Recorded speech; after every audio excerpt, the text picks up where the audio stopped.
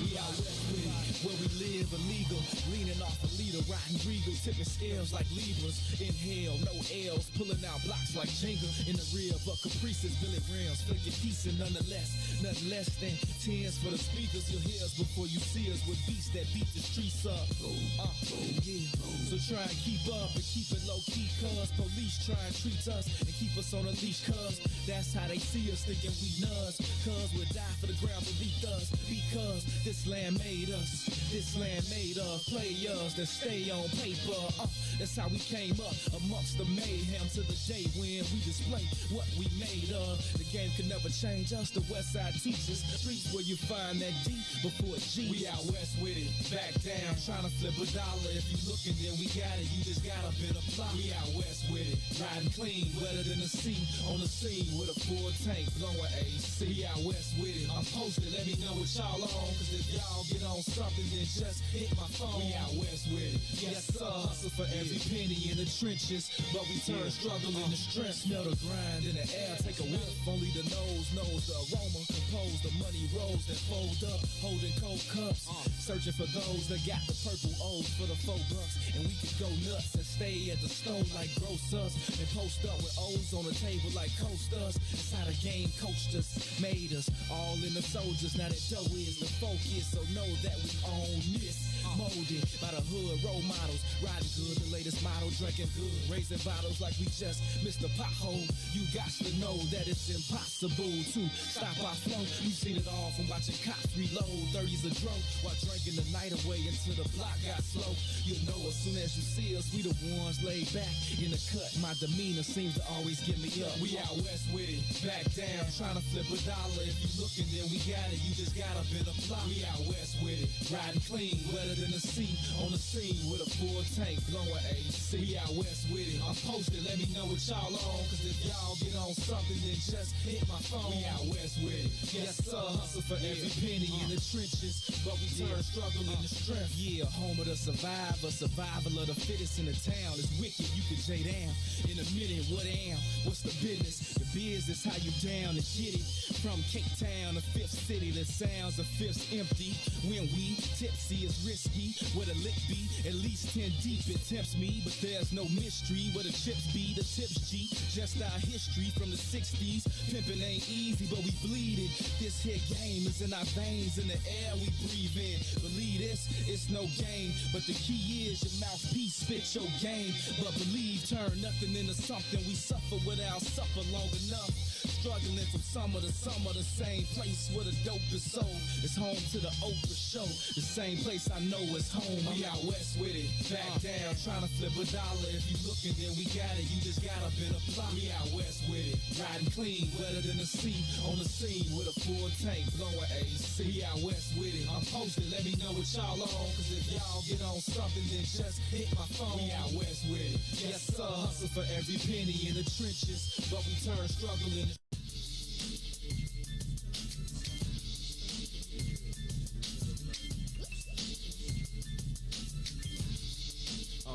yeah.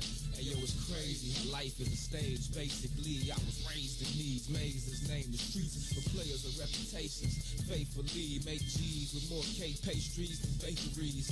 Deal with equations ranging from A to Z. Touch more bricks than masons, serving like maitre d's. Pitching like we in the major leagues. Occasionally blazing bees, seeking that painful peace amongst a parade of fiends afraid to sleep.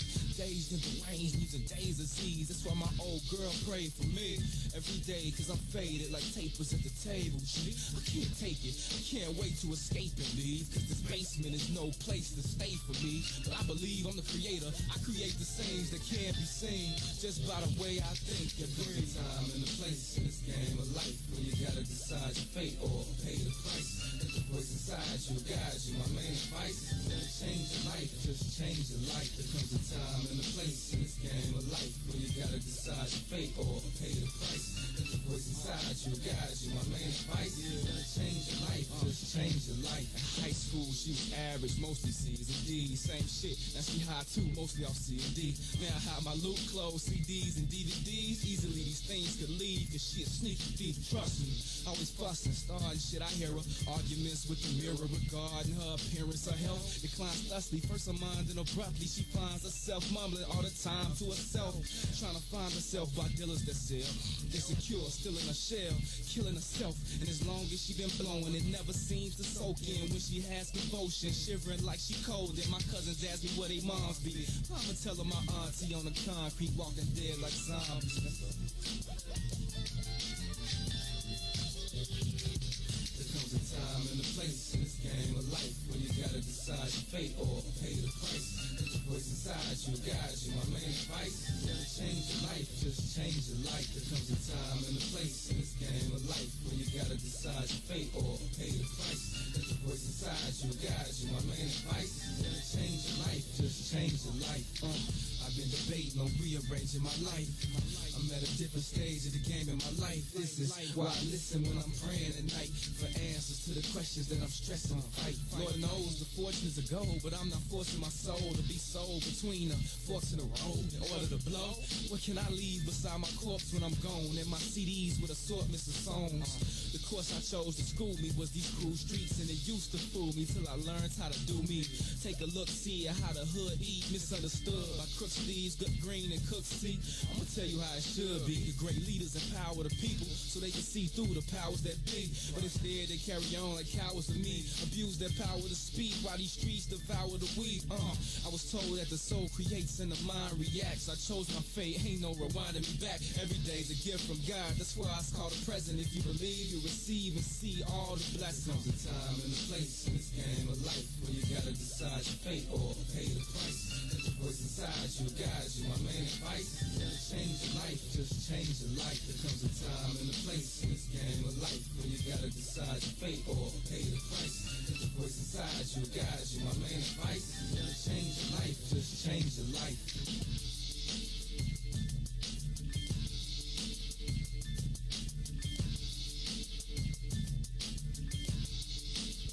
Funky, keep it funky, I. A1.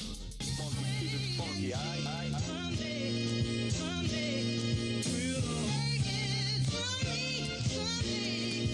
Yes, sir, I like how that sound right there, man. You know what I'm saying?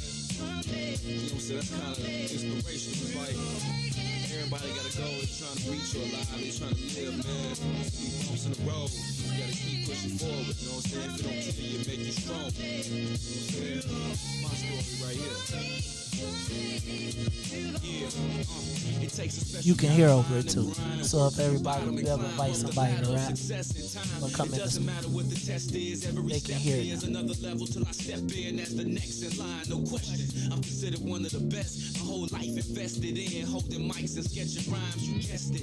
More mind, still restless. Yes, even pressed up my records on my own dime. As many battles I blew breath in and open mics I blessed. I'll never be labeled an overnight success. Passing out CDs, doing shows for free, then jabbing Bo to E so that my soul can speak over these soulful beats that's so cold to me. Like the breeze in the shower, we be posted deep. All the prices that I paid, the sacrifices I made, it'll all come to life one day, someday.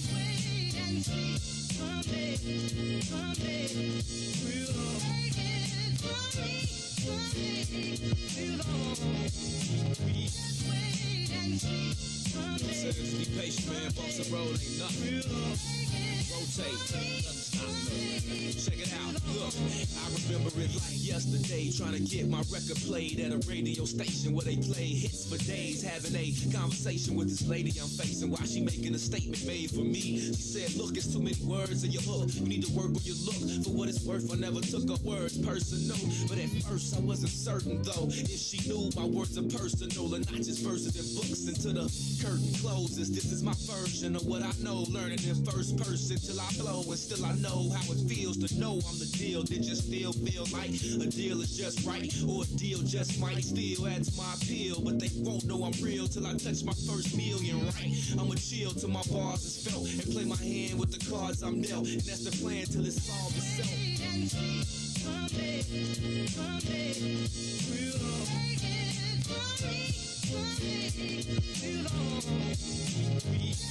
Yeah, everything you want this world is yours. All you gotta do is claim it, man. Be patient, work hard, man. Don't make it. Don't trip on. Yo, it's damn near impossible to shop music without lots of loots, maneuver and make moves with. So I stay in tune with my pursuit. Fuck trying to recoup, I'm trying to juke and move units. The truth is, I'm used to excuses. Dudes give like you can. Do what I do, food and prove it. Walk in my shoes then. I'm used to goofy producers and cools that try to misuse you quick. Why you got it confused? If you think it's about groupie chicks and interviews in a mix, it ain't got ghouly, but I truly got the tools to overcome obstacles, including this music biz. I'ma shine like jewels, unlike these Rubik's Cube dudes with all this woo-woo-woo when they spit. Mick Luda is the future, so get used to this. It's day one, not a crew or clique. It's a new beginning.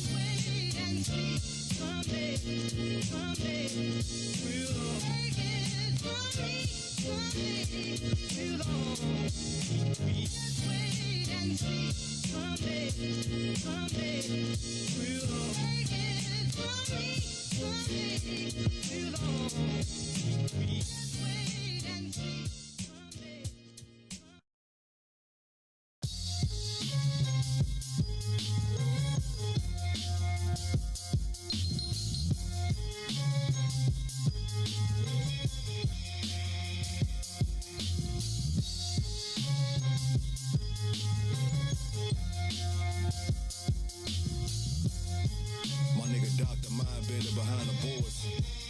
Custom, ain't no heroes or role models where I'm from for us to follow where I'm from. Just some niggas throwing gang signs and hollows where I'm from. They pop pills, sip lean, and bless bottles where I'm from. You still ain't figured it out, nigga, Chicago where I'm from. Home of some of the most notable women and men to exist. But the only stars niggas on their heads, the fan in the six.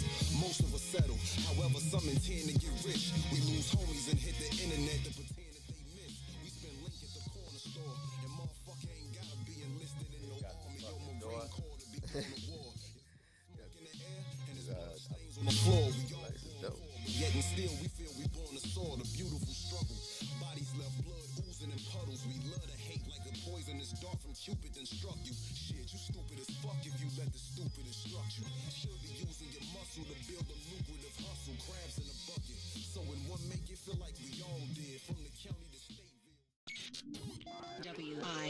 WIIFTVPM. Live from What's in It for the Black Media Studio, you're listening to The Bigs with Eugene McIntosh and Terrence Tomlin. Let's begin now.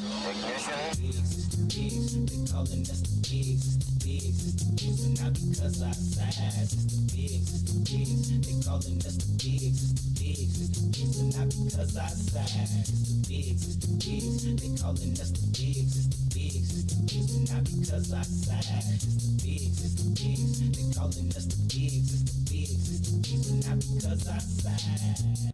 What's going on, everybody? Hope you're having a beautiful Monday morning. The Bigs certainly are, man. I hope you know what that song means. It's time to jump back down on the soil. I mean, man, tea time coming to you as usual with my brother Gino. Was good, man. What's the Benoski? I'm feeling good, brother. Fresh off a beautiful weekend. Being around family, being around friends, seeing all the beautiful people outside enjoying their weekends. Happy to be back with family, though. On the soil with our What's in It for the Black People Media family. What's good, DJ? You on the boards? Major step from behind it. I see DJ back there. I turned my head 1 second. It's Maze. Now DJ's back there. What's good, bro? Man, they getting it cracking back there, man. What's up, DJ? Reach the ruler. How y'all doing there, brothers? Good to see y'all again, Yes, man. sir. It's been a minute. Tell me what's on your mind, Gino. Man, it's all good, brother. Like Tu say, happy, blessed and highly favored. Happy to be here, back down on the soil with the family members, man. Had a decent weekend. I was at the ballpark all weekend, but you know, it was Juneteenth. The people were out. You would have thought it was Independence Day or something. Lots of red, black, and green. Absolutely. Around the town, so it was good to see the people, you know, celebrating, man. I didn't hear about any unfortunate situations happening at any of these events. It was all love everywhere, I feel. Yeah, it was. I know you had a birthright this weekend. On Juneteenth, yes. Exactly. I thought I was gonna see you, but I know you did too. It's my son's birthday, June 19th. Oh, yes, sir. Oh, He just made 18. Shout out my fellow Gemini and Juneteenth, baby. yes, sir. Yes, sir. I know you had plans with John on Saturday, but we ended up at Larry's crib. Okay. I thought I might see you, then I was like, no, I think T gonna be with his lady tonight. So it was cool, just over there with Laro and the guys watching the game, and then at the ballpark though most of the weekend I was at Wrigley Field, so that's how I spent my weekend. But can't complain about being at the ballpark, can you? Oh, absolutely not, especially with the way the Cubs been playing, Gino. But, man, I had a beautiful weekend, bro. Friday, Saturday, really got to get it in with my people, man. Friday, I got to thank everybody that showed me love, first of all. Of course, it was a lot of our real family members reaching out and making sure they showed me some love, and I truly appreciate it. Everybody that took some time out, thank you. You know what I mean? Yeah, I made sure I told them yesterday I was on the Diamond Talk. I said, man, if y'all didn't know Saturday was T's birthday, hit his timeline. If you know him for real, hit his text and send him some of that birthday love. Yeah, man. I still got some people to get back to. I mean, I told Gino when we got in here, anytime y'all don't know, but anytime the fro is out, that means it was a beautiful time. So, Gino, we're back on the soil. Got a chance to hang with Pops yesterday, of course. My boy. And it don't take much for Pops to be happy. All he really wants is some hug and it's some love and a hug.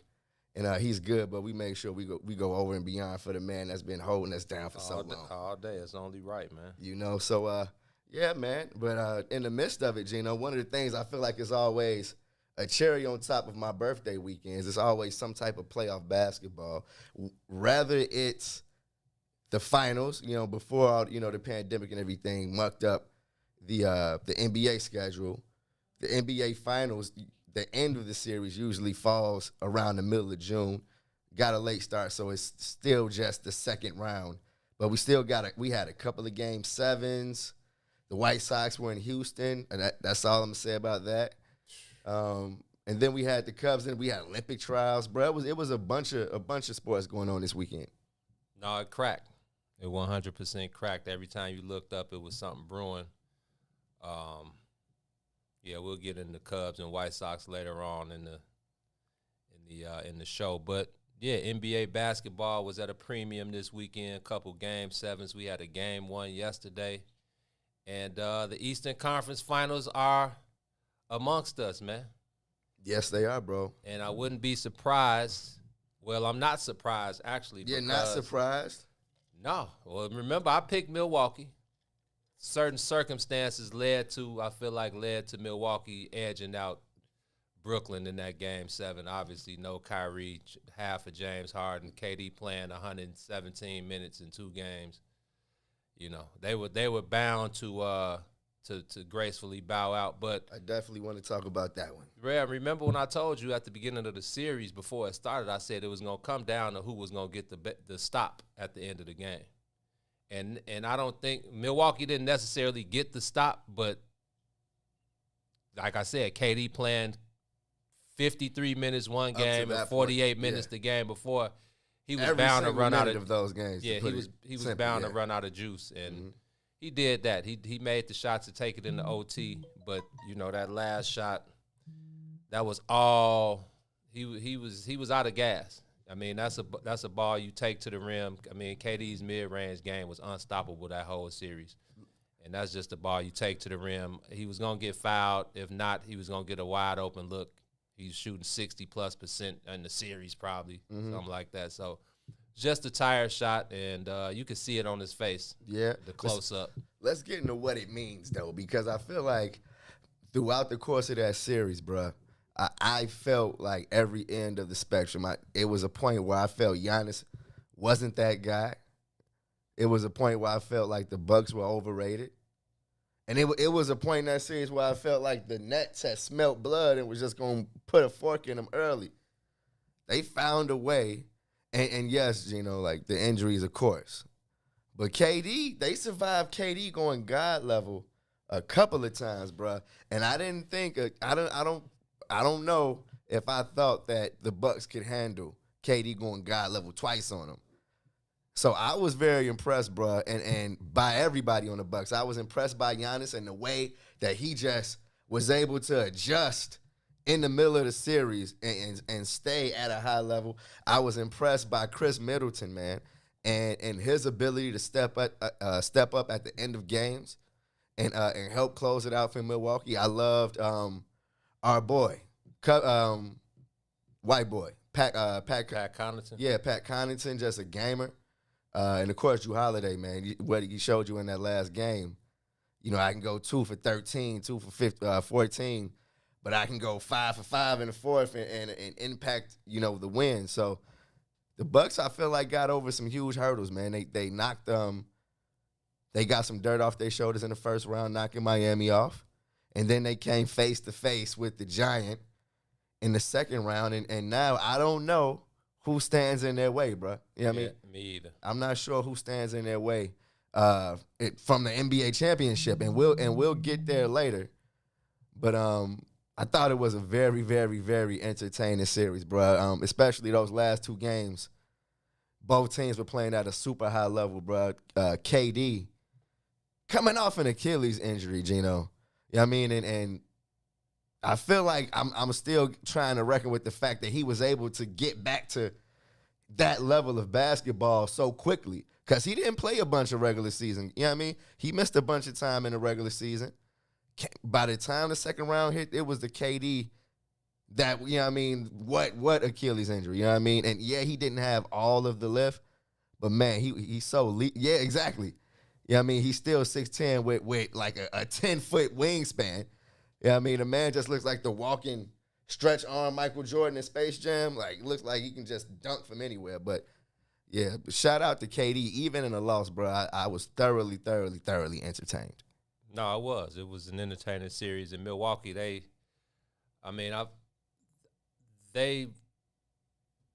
would have and should have been ashamed of themselves had they lost to Brooklyn with no Kyrie, with a half of James Harden, and with just KD. Just the rest of those guys. Because we saw how much Brooklyn relied on KD. Did you look at the box score after that? Did you see that the bench didn't No score at all? Yeah, I'm looking at the stats now. What KD in the averaged hell? 35, 11, and 5. Jeff Green couldn't get a bucket, bruh. Stop it. In Game 6, what did he have? Yeah, that was Game 6. That was But an he out-of-body can't get experience. one bucket? No. That's bad. Let's lock in. KD can go for 50 again, but Jeff Green can't have a 30-pack. Can't have a single point. No. You can't eat it all, No. my dude. Limit all of that. We're going to let KD – I mean, you're not really letting KD do nothing. If P.J. Tucker played a pretty good brand of defense, but you're not going to lock KD up. You can force him. You can force him to take tougher shots. They let P.J. Tucker established who he was in the NBA a long time ago, so he's got a good rapport with the referee, so they're going to let him be physical. I mean, KD and P.J. Tucker, if He people don't know, definitely was using his hands more. they're Yeah. guys. Oh, like yeah. they're friends. You seen the way PJ was talking to Yeah. KD's mom. Exactly. Mm-hmm. So it was all competition between those two. So PJ definitely made it a little tougher. Like I said, the referees let him play, but you're not gonna stop KD, and KD showed you just why he's top 2 player in the NBA. But when I look down the line and I see, so Kyrie only played, he missed the last 3 games, so I'm not gonna even count his. But you got after that, James Harden, he only played 4 games. He averaged 11, 6, and 5. After that, Blake Griffin was the next leading scorer. 12 points and 8 boards. So Brooklyn, basically, they shouldn't even been – it should have been over in Game 6, to be honest. But like you said, KD played out of his body Game 6. God level. Put them people on his back. But Yes. it was only right for Milwaukee to close them out Game 7 in Brooklyn. It took overtime. It did. But that just shows you the level. Again, Brooklyn, they rely. I mean, it was KD or nothing. It came down to KD at the end of the day, and 48 minutes the game before, 53 minutes that game. And really was just an inch from sending the Bucks home. Yeah. So Yeah. I feel like that was the level of basketball we saw. G, it was a super high level. Them guys was going back and forth literally for 2 games. Like, what was the biggest lead? think was it like Maybe 6 or 6 or 7? 5, Man, yeah. it was busting. So And I'm looking at the Bucks, and I'm seeing Giannis 32-13, Chris Middleton 24-9, Drew Holiday 15-6-5, Brook Lopez 11-7. Brook Lopez was the did a lot of dirty work. G. Yeah, I don't even. And to me, we talked about this before Game 7. It was, you got to adjust, and we'll get into adjustments when we talk about Philly and Atlanta. But Milwaukee, they never really changed their game plan. They just played the way they've always played. But it's like when DeAndre Jordan, like Blake Griffin, bro, he might be 6'7" at best.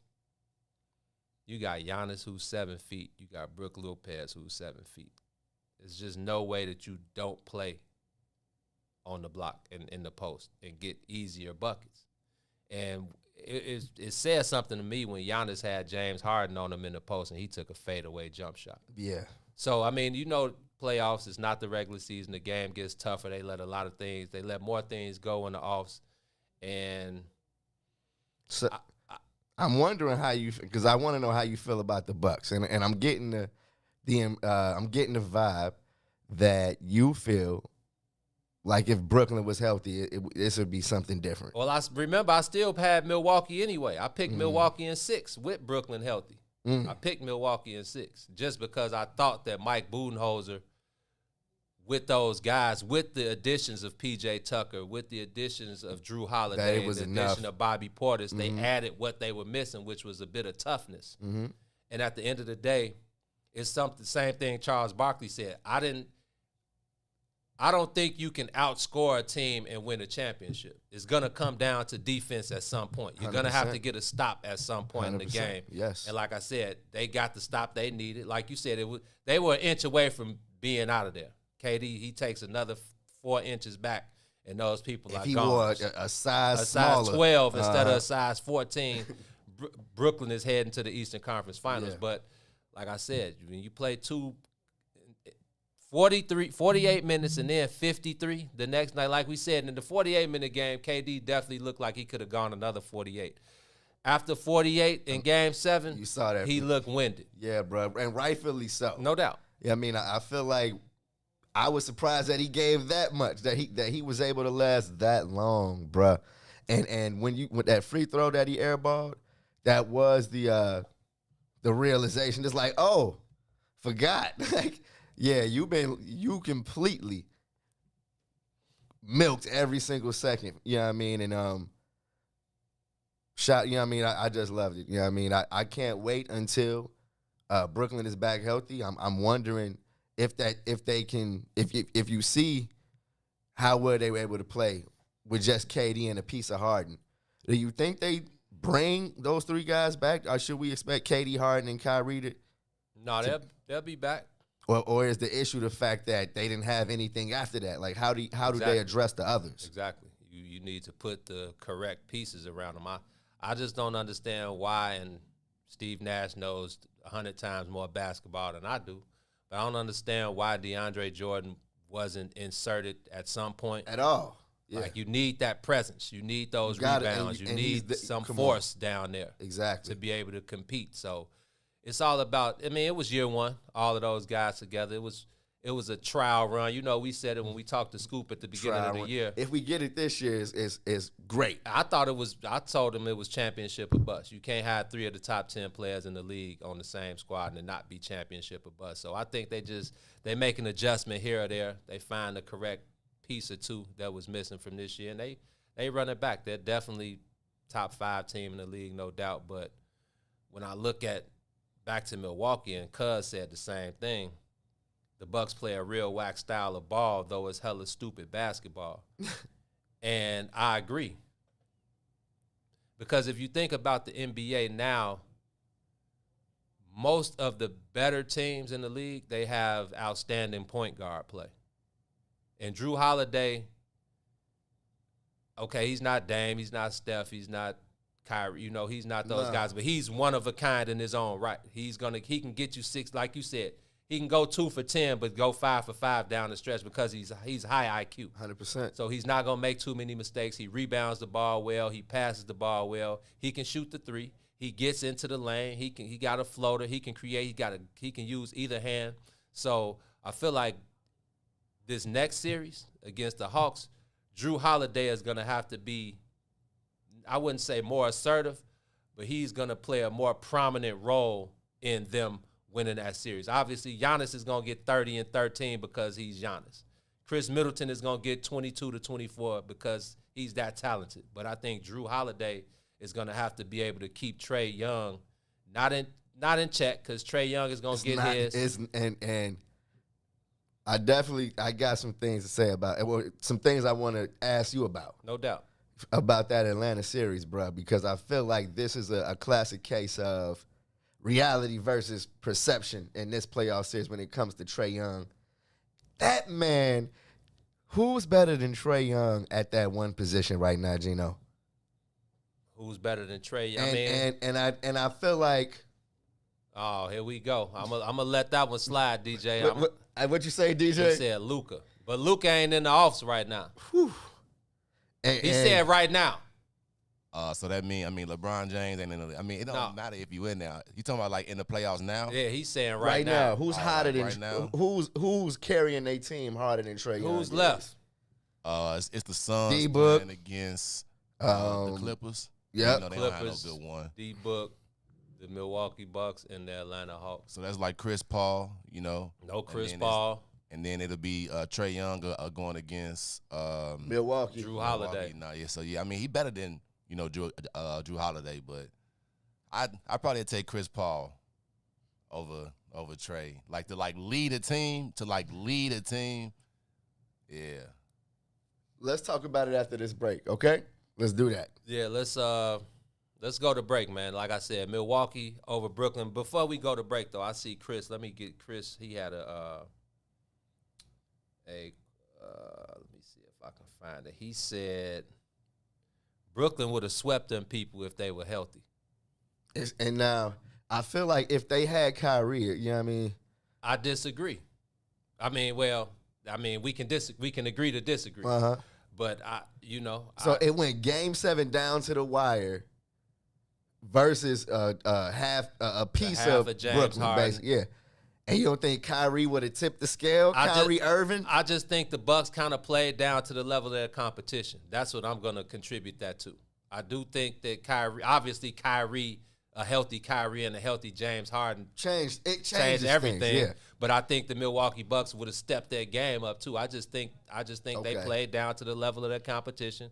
I'm not saying they thought Brooklyn was sweet, but again, give KD credit for being able to. People didn't think he had it in him. It was only one game. But see, now, if you didn't think KD had that in him. You saw the internet. And the internet is wild. But if you didn't think KD had that in him, people did not think KD could take that team and put them on their back. Now, he did come up short. Let's not act like he got them to the Eastern Conference Finals. He came up short. But KD, he's a stand-up guy. And hey, man, don't talk about me. Give props to the Milwaukee Bucks for handling their business, being a better team, and moving on. He didn't use no excuses. They asked him about playing too many minutes. He quickly put that. Don't even mention that. I'm not that guy. It's what needed to be done. Exactly. So but yeah, I feel what Chris is saying, but yeah. I feel Chris. I feel like the Bucks I feel like, of course, every playoff season, it comes down to the healthiest squad. Somebody's going to be hurt. Health is number one. You play who you put in front of you, and they had to play God-level KD. They survived. You definitely deserve credit for that. Yeah, shout out to the Milwaukee Bucks. But it's going to be a good series, Milwaukee and Atlanta. And we'll get to our predictions later on. But, yeah, let's take this break. When we come back on the other side, we are going to talk Atlanta Hawks versus Philadelphia 76ers. Your guys, Gino. Not my I got some things to say. Gino sold them out. I was here that day when they fired the coach. He was blaming on Trae Young. He was like, they ain't going to do nothing. Look at them Hawks. Yeah. Big turnaround. No doubt. But remember what I said also about Nate McMillan. Now you got somebody with a track record who you can't just walk all over. Nate McMillan came in. And take us to break, DJ. We come back on the other side, and we can talk Atlanta Hawks, man. You're on the soil with the bigs. WIFTV-PM. We all remember our life before COVID-19. The parades, the lakefront barbecues, taste of Chicago, the happy hours, and most importantly, loving those unforgettable moments with our friends and families.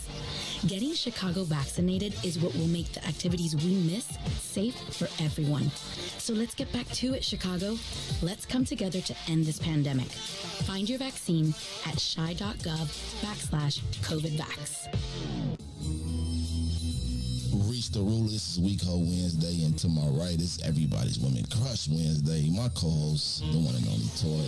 It goes, love this show, y'all. I'm dealing with a guy. We have been dating for 9 months. In light of everything going on in the world, he has been voicing his opinion about situations, and I don't agree with any of his views.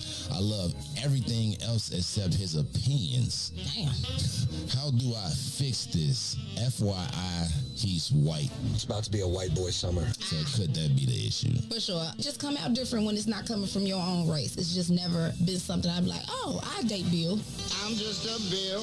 Yes, I'm only a Bill. I don't really like light-skinned guys. I don't like pink meat. Pink, so like it's like you see it. Pink tip. It be pink. It be pink on the I tip. don't like. So have a light-skinned guy have a dark tooth. And then it look dark, so it's nasty off to me. Okay, so I feel like it's supposed to be pink because they light-skinned. You know what I'm saying? But I don't want it to be dark because then I'm gonna say you dirty.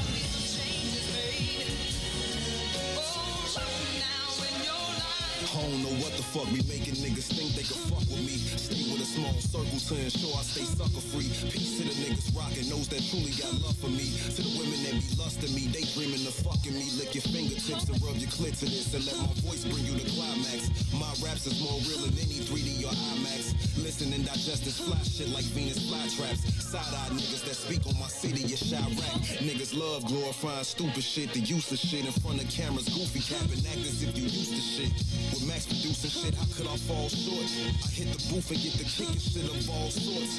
Listen, I'm just a product of the inner city. I remember plenty nights there wasn't any lights and with no dinner in me. I was in tune with the harsh realities of life at an early age. Was used to struggle at an early stage. That made me appreciate the small shit. So now I kick that off the wall shit that leave these rapping niggas all sick.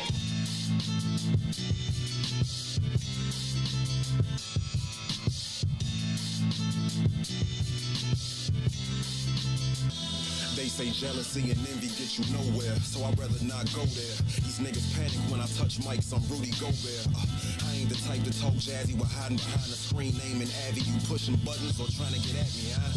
I'm John Wick with the shit. I'm killing everything while bitches sleeping on me. I'm setting fire to bed frames, replacing alarm clocks with time bombs to bomb spots. This onslaught's for certain. These other niggas is long shots. Dousing your mattress in gasoline. It's asinine to try to find a rapper that rap is mean. I haven't seen a rap nigga that worried me yet. So far ahead of my time, I got fans that ain't heard of me yet. I'm not the nigga you should step to disrespectful. If I address you, won't be no rescue. They gon' have to dress you in a black suit and some dress shoes. Unless you suicidal or glutton for punishment, I'll never choose to rival the motherfuckers I'm running with.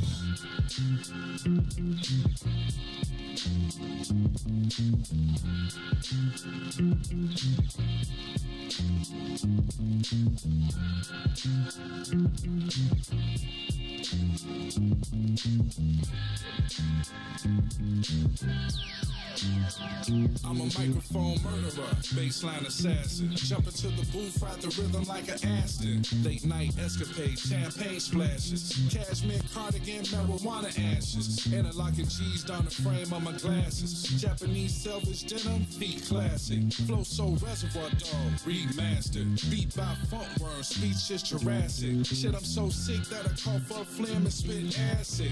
Lyrical gymnastic, rip bastards. Walk through the valley of death, grip ratchets. 30 shot shit just in case it gets drastic. But still keep it dope boy fresh out the plastic. Give a mic check, then I'll let your ass have it. Had some heat stored away that I wrote in an old tablet. Like a jab in a drought, devoted to old addicts. Look nigga, you ain't iller than me. Ain't a motherfucker iller than me. You can go and search coast to coast from sea to shiny sea. You won't find a nigga iller than me. Straight from the city of the South, where them skinny niggas die. Best protect where you shit you be. Just a little word of advice on this mechanical device. Ain't there nigga iller than me. Look, ain't there nigga iller. Said by the man in the mirror. Man, I done shook hands with some killers. And I done cook yams for some dealers. From the land of the drillers. Where they had you dancing like Thriller. Been saying I'm that nigga. Now they saying I'm that nigga. And that nigga might snitch. Watch what you saying to that nigga. I don't trust the soul. Now they'll cut your throat. And have you cuffed and thrown and shipped up the road. Nowadays you don't even see little girls jumping rope. They know somebody out there slump they folk. Man, I don't fuck with folks. Is that wrong to say? I just smoke and choke. Then I hope and pray that they don't provoke me. Cause they know that Jay quick to blow the toast and you'll get blown away. It's noodles. I'm fucking up the game, no safe sex. And ain't a spit of iller worth the KX. Look, nigga, you ain't iller than me. Ain't a motherfucker iller than me. You can go and search coast to coast from sea to shiny sea. You won't find a nigga iller than me. Straight from the city, got a shot where them skinny. WIIFTVPN. Live from What's in It for the Black Media Studio, you're listening to The Bigs with Eugene McIntosh and Terrence Tomlin. Let's begin now. They calling us the bigs, it's the bigs, it's the bigs, and not because I size, it's the bigs, it's the bigs. They calling us the bigs, it's the bigs, it's the bigs, and not because I size, it's the bigs, it's the bigs. They calling us the bigs, it's the bigs, it's the bigs, and not because I size, it's the bigs, it's the bigs. They calling us the bigs, it's the bigs, it's the bigs, and not because I size. They calling us the bigs, it's the bigs, it's the bigs, and not because I size, it's the bigs, it's the bigs. They calling us the bigs, it's the bigs, it's the bigs, and not. That was me. My bad. Having a little technical issues over there, but here we go.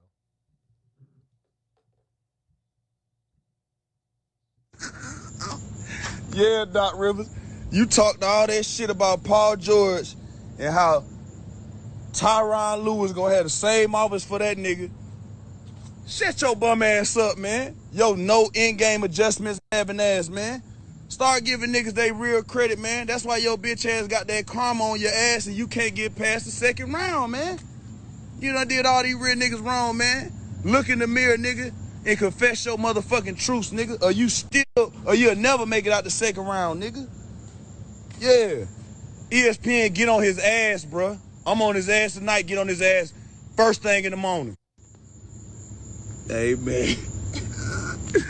I finally get why your wife almost left you, man. You don't know how to make in-game adjustments.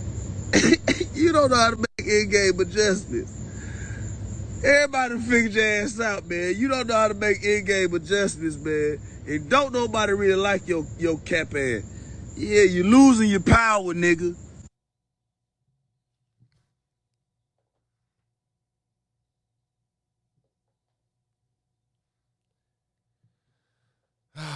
Gino. My boy Jay Smooth, Joe. Somebody is going to have to take social media away from ex-players, bro. Okay. Josh Smith was on one, bro. Josh Smith was... Why did he talk about Doc Rivers' wife? Yeah, he was flagrant for that one, though. I can't. Yeah, Josh Smith my was bad. on one, bro. My bad. He took it a little too far. I gotta know more. Like, why does Josh Smith hate Doc Rivers? Like, what's the backstory? Do you know that, Gino? I mean, this is the same story for years, though, man. I mean, and then did you see the shots he took at Mike Woodson at the end? Yo, who you gonna take shots at Mike Woodson, bruh? I mean, I understand. I mean, like you just said, Gino. I know that especially over the last few years, we've heard it from players say all it takes is a coach to like you and your career could change, or it takes a coach not believing in you for your career to stall. So I feel like that's the vibe of a lot of players like Josh Smith. But never forget that Josh Smith played for Doc Rivers in L.A. with the Clippers. 2015. Then don't forget he was a member of the Hawks. So instead of him, I remember that. Instead of him cheering on the Hawks, he just let Doc Rivers have it. So obviously it was something going on. Yeah, that was personal. That was personal because it wasn't about. It was Doc Rivers. But it's the same. Again, this is the same thing people been saying about Doc forever, that he's overrated as a coach. Tibbs was the one that came up with the defensive plan in Boston. And Doc has never been out of the second round since Boston. So. He ripped Paul George last year, and he said Ty Lue was gonna have the same Everybody issues. ripped Paul. Everybody. But your ripped coach, Paul. your coach can't really go on you like that. But now Paul George is in the Western Conference Finals. Yeah, that. But see, now also I feel like Doc Rivers is one of those coaches that, and this has probably been my knock on him. He definitely will throw you under the bus. Yeah, I mean, I remember he even took sides in that Ray Allen situation with Cage. I'm like, gee, that's between them, bro. What are you on, Doc? But what do you think about what he said? And before I go there, Josh Smith, with his in-game adjustment comments, do you think that's what it was? 100%, bro. You think that's what it was? 100%. And not the fact that Philly's guys just underperformed all series. Oh, yeah, that too.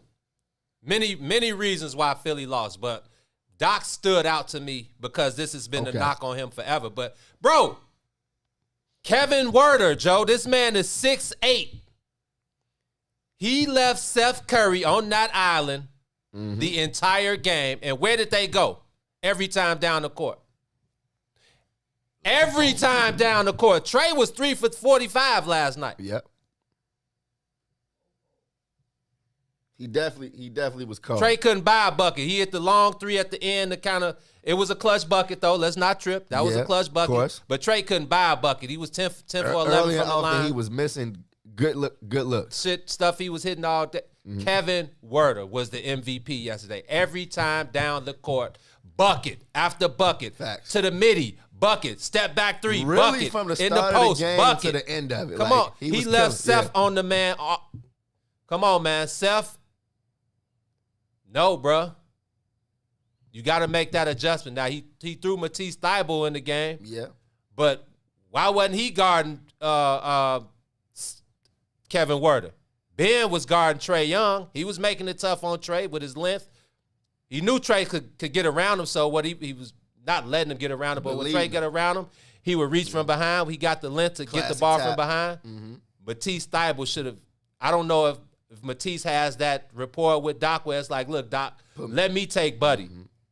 But that was the biggest thing that stood out to me in that game yesterday was Doc leaving Seth Curry on the island. There's no way you let – and shout out to Kevin Werder because we talked about him when he was at Maryland. I'm like, man, red-haired white boy got some work. Yes, sir. But there's no way that you let him get a 30-pack in his first Well, he had 10 in the first. It's like, how don't you do something about that after the first 6 minutes when he had 8 and he was 4 for 4? Because I that's cool. But in the second half, when they start going to him, yeah, bro, they got Lou Will, they got John Collins, they got Trae Young, they got Clint Capella. Kevin Werder is not supposed to be the first. Nate McMillan said, "What? Y'all gonna let it go down like this? You gonna keep letting this little 6'2" guard get on my 6'8"? Don't bet." Kevin Werder, don't bail him out. Give me that 15-footer. Don't bail him out. From any side. 15 and in. Putting the man on the block. Kareem Skyhook, he was giving Seth everything. He gave him everything, man. So I feel Josh Smith on the ink. That, again, obviously we know Joel Embiid was playing on a torn meniscus. No excuses. He averaged the 30-pack. He was out there. Joel is that dude. Joel got to get them to it. I felt like Joel... He played lazy at times. He bailed them out. I don't know why he's steady taking jump shots. They weren't falling. Of that meniscus. Man, look, in the regular season, he was driving from right. He was giving the pump fake and driving. Well, he was driving yesterday. That meniscus was on him, man. I agree, but go sit down then. Okay then. Don't bail them out shooting them jump shots. He was shooting fade away air, but man, take Clint. I definitely was saying that, but I was saying this all game. I was looking at bro, and I'm like, gee, Joel is just it's over. G, the Hawks is about to win this game. Joel is hurt. Okay, and honestly, like if Joel wasn't 100%, G, it was always gonna be a task to get past this fast-paced ass, crazy hot, Atlanta offense. So Ben Simmons, bruh. If he's going to give you absolutely nothing on offense, bruh. Man, how long have I been saying this about Ben Simmons? Please let me know. B-E-E-N. What is it about this man? Like, why is his game so terrible? He's low IQ. And how did he get to this point where he was Ben Simmons without any offensive talent? Because of the media and the analysts talking about all the other things that he does, man. That stuff don't matter. That man been averaging 16, 8, and 8 for 3 straight seasons. And it has no impact on the game when it matters most. He's low IQ. He has no motor. You see him? He has no emotion. Boom. He has no emotion. BC said it. Me and BC been swinging this sword since 2018, bro. The man don't care about winning. And I blame him. I blame Philly as much as I blame him because it's just no way that you don't make this man work on his game in the offseason. It's been 3 straight years, bro. Hey, the man did a turnaround spin, had a layup or a dunk. Did you hear his excuse why he passed the ball? I didn't. I didn't even want to hear it. It was no excuse. He passed the ball. He said he was worried about the defender coming from behind him. You know who he did? You Trae Young. No. Trae Young was coming in front of him. I'm talking about who he had on the block. 6'10" Ben Simmons, bro. Do you know who was guarding him on the block, who he was worried about coming to block it from behind? Shaq. Exactly. Gallo. Oh, no. Gallo wanted no parts of any way. No, come on, bro. That's a sorry excuse, honestly, bro. And I don't like to lay in the players. No, like that. This is our... Ben Simmons was absolutely fucking This terrible. is our job, bro. Like, we are credentialed media members who cover the NBA for a living. This is a job. I don't care, man. Whatever, man. Ben Simmons is Huff, man. Like, I've been saying this since 2018. Huff, bro. Every year he comes back with nothing added to his game. He comes back with the same bag. Nothing. Nothing new. I got the same bag. Remember, he tricked y'all the year before last during the summer when he was playing with Taj Gibson and them, and he was shooting fadeaway threes, step back one-footers. I'm convinced that wasn't Ben Simmons, G. I know he got that was B-E-N Simmons. Yeah, the guy we've been watching is B-E-E-N Simmons. Yeah, no, that was the other brother. He's cold, but he just don't like the hoop. You know what I mean? So Ben Simmons, B-E-E-N, likes the spotlight, and he can't shoot at all, bruh. Like, 6'10", passing out of a dunk. Now, don't even call it a layup. That's a flush. You feel me? Did you see the fast break when he got it off he got it off the rim? Somebody hit him.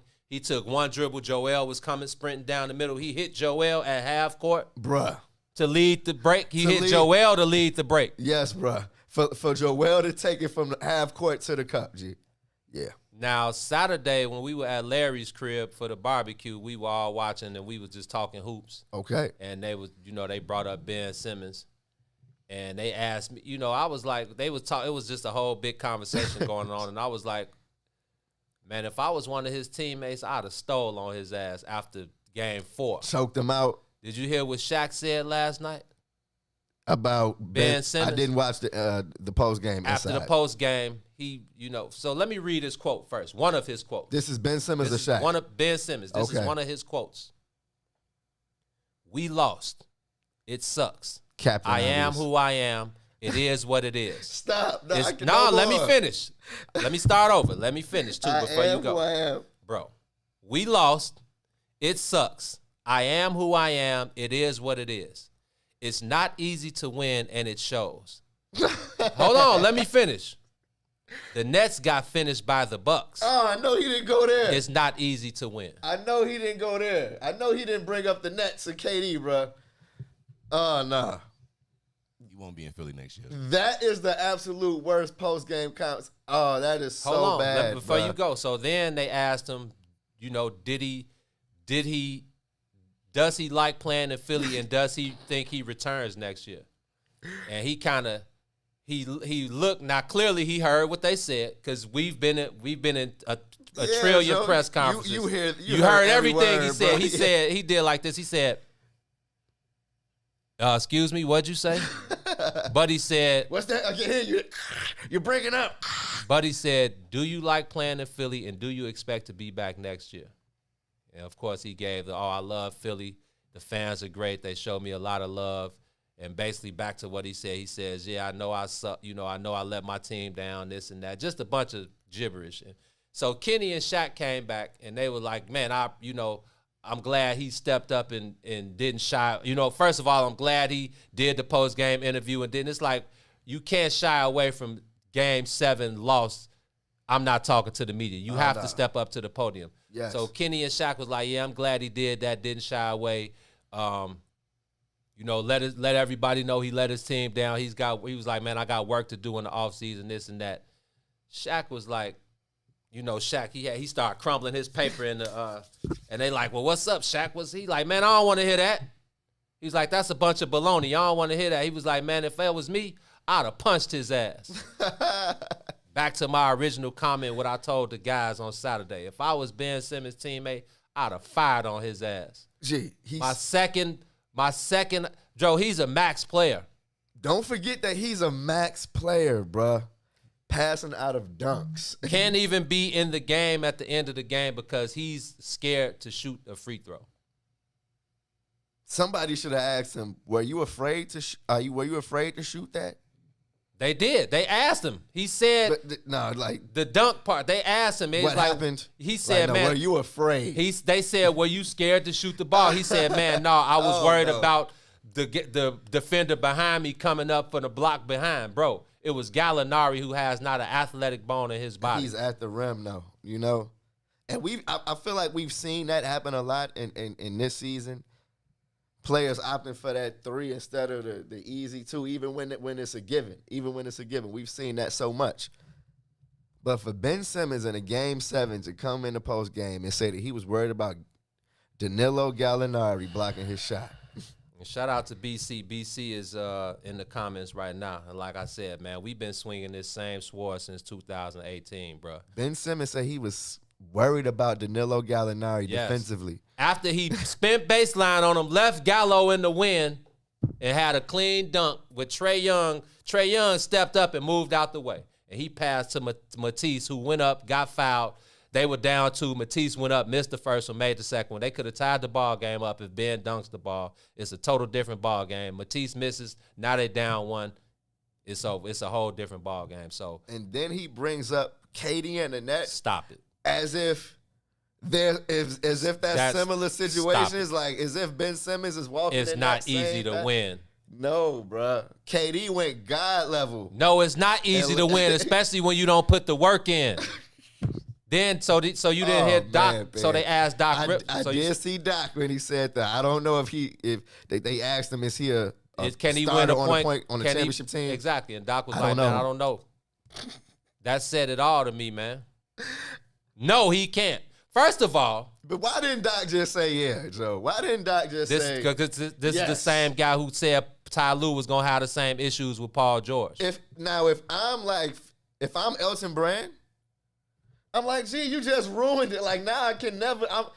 I was gonna have a tough time moving Ben Simmons anyway, but now you throw him under the bus and you don't think he could be a championship point guard. I mean, it's That's obvious. My whole play. I feel like Doc feels like it's obvious. And number one, let's just get this straight. It's obvious. Let's just get this straight. Number one, Ben Simmons is not a point guard. That's thank you, That's Gino. a fake play on Magic. That's the biggest issue. It's a fake play on trying to make him the next Magic Johnson. Trying to make him LeBron. Trying to make him he has nothing that positionless player. First off, he got regulation handles. He has regulation vision. They talk about this outstanding vision he got. Man, stop it. Nah. Stop it. That man is as regulation. To make him Magic with that one. That man is as regulation as they come. And the fact that he has not worked on his game one single bit, the guy is worried more about pop culture than anything. I blame the Philadelphia 76ers organization as much as I blame Ben Simmons. And his trade value has definitely taken a tumble. But I told you on the low, and I'm going to keep that between me and you, about where I think Ben is going to end up next year.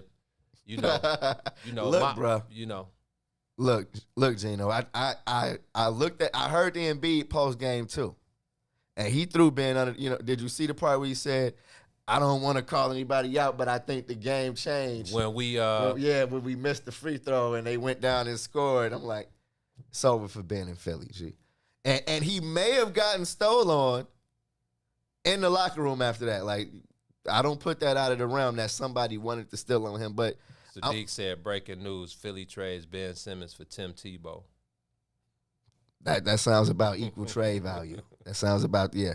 But, yeah, hey, Gino, Kobe White for Ben Simmons? Nope. Keep that man out of my city, Joe. What you think, DJ? No. No, you want to keep Kobe White?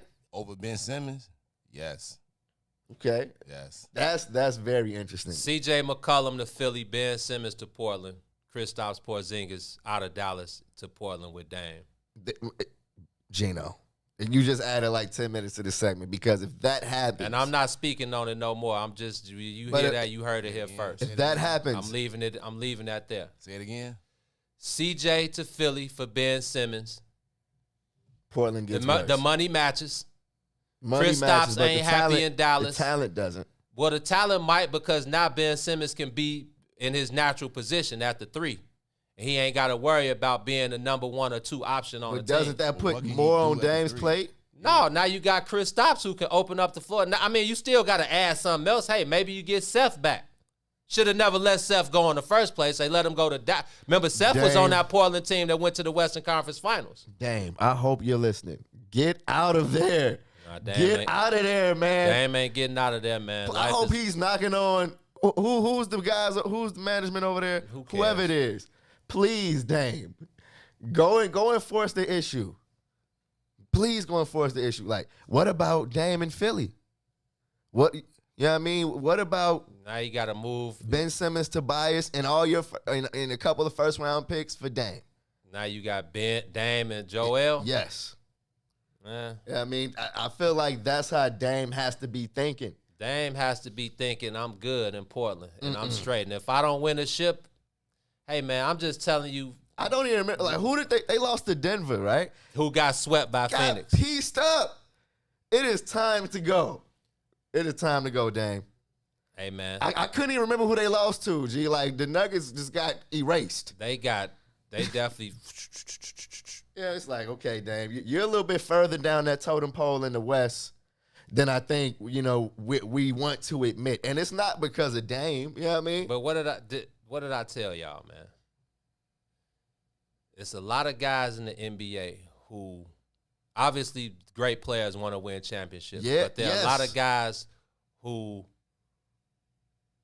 not winning the championship ain't the end of the world, bro. Yeah, but Dame is still playing. It's not the end of the world if you retire and you didn't get it. If I don't have to, I'm Joe. I'm not clicking up, bro. Like, I don't. That's not my style. But see, now it's not clicking up. It is clicking up. To get, like, it's not going down in Portland. If I go get up with Joel Embiid, that's clicking up.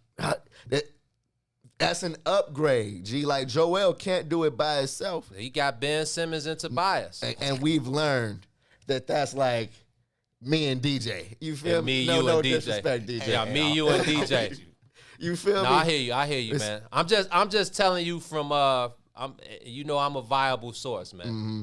I'm just telling you what it is, man. And 89%. I'm trying to plead with Dame. Hey, Dollar. I know you on the soil, low key watching the brothers from the crib. Portland will forever love you, bro. You won't lose anything in Portland if you decided that you've done all you can do. Okay? And then on top of this, look who's left, G. D-Book, Giannis, Trae Young. Like, one of those guys is going to get a ring. Say that again. D-Book, Giannis, or Trae Young. One of those guys. You mean this year? One of those guys is getting the ring. If I'm Dame, I'm like, no way. Can't get D-Book was drafted by Phoenix. Giannis was drafted by Milwaukee. Yep. Trae Young was drafted by Atlanta. They didn't click up. That's a good point. But still. Portland on paper was good enough to beat the Denver Nuggets. What year is Dame in? 10. This will be 10 coming up. This is just feeling more and more like KG in Minnesota. All you can in Portland. 10 years. Speak to him, DJ. 10 years, man. You got to get up out of there. I'm with him. You got to leave, bro. I don't know about clicking up, but you got to leave out of Portland. That's a click up then. If you leave Portland and go wherever you go, that's a click up. Because where he going to go? To L.A. with LeBron and A.D.? No. That's a click up. If No. you go to Milwaukee with Giannis and Christmas, that's a click up. You go wherever you go, it's a click up. Unless you go with Zach LaVine and Vucevic, that's a click up. I mean, that's Huff to me, but I don't want to see Dame in Chicago. I mean, well, I would love to see Dame at the crib. Gino, come on. To cover Dame, but Dame and Zach and no Boosh. way. No way. That would be nasty. No way. No way. That's not better than anything he's had in Portland over the last 5 years. It sounds like it. They ain't going to the Eastern Conference Finals with that. Dame and Jason Tatum and Jaylen Brown. I'm not big on that. So, but you big on Dame, Zach, and Vucevic. In Chicago. I mean, like, Okay, come on, yeah. you home It's a little now. bit of bias. Exactly. Like, I'm trying It's to got a swing chance gone. Exactly. We got a chance. We got to swing. But I'm totally looking at Dame. Okay. As one Dame's, of the guys that if it was the perfect, if Dame could go anywhere, what would be the perfect situation for you? I would love to see him in Denver with the Joker and either Jamal Murray or Michael Porter. So would you let? I would take Dame, the Joker, and Michael Porter. I like Jamal Murray. I think he's a great player, but I would let him rotate. I would see the ceiling of Michael Porter Jr. I would rather see that, especially you know what I mean. And you know what, Gino? I feel like that's a little bit deeper than that because yes, Jamal Murray is currently hurt, but Michael Porter Jr. is healthy for like the first time in 3 years, like 2 or 3 years. High school. Yeah, exactly. So you hope that stays the same, but I feel like you're looking at Jamal Murray and Michael Porter as kind of in the same boat. And Jamal had, he had the great playoff run last year. Michael Porter kind of had a coming out party, but then they got swept. He was missing that first series against Portland. He was there 20 a night every night. Porter Jr. Oh yeah. And then that against the Suns, he was bad. Like he was like he struggled for 15 every night. Yeah, that's because Chris Paul was putting him in that pick and roll. You got to play both ends of the court. Now it's cool when you can run down you guarding Rob Covington on the first game, and Rob ain't a threat offensively, so you can play one end of the ball. Chris Paul, come on out here, bro. Man, I like Dame in a few places, man. I like Dame in Miami. If they can, Jimmy, and Bam. And Bam with some decent pieces around him after that. I heard Miami is high on Kyle Lowry next year. Well, if that's the case, we won't have to worry about them. Who else? I like him on Philly. I like that Embiid and Dame. Yes. And see, now here's where I don't think it'll be clicking up, because then you're just talking about the classic guard center recipe. You know what I mean? Like, yes, it's Joel Embiid, but you got a point guard in the center. But like you said, how does that work? How do they get Dame in Philly? Who do they? Ben, Tobias, and Tobias too. Tobias too, okay. And 3 first-round picks. You know what I mean? Somehow you get them as many first-round picks as they want. You know what I mean? The offense, don't send Dame there if you're gonna run every play to the high post and just work from that. That was the whole Philadelphia game yesterday. We literally watched the whole play. When you put them on the block, come on, man. It was annoying me, DJ, man, how much they kept throwing this man the ball at the high post or at the 3. It's like, and I know he got the meniscus injury. That was frustrating. But why not? Why throw? So that's even more of my point. Why not put him on the block where he got less work to do? You got 2 dribbles. Put him closer to the basket. Come on, brother. Come on, Doc.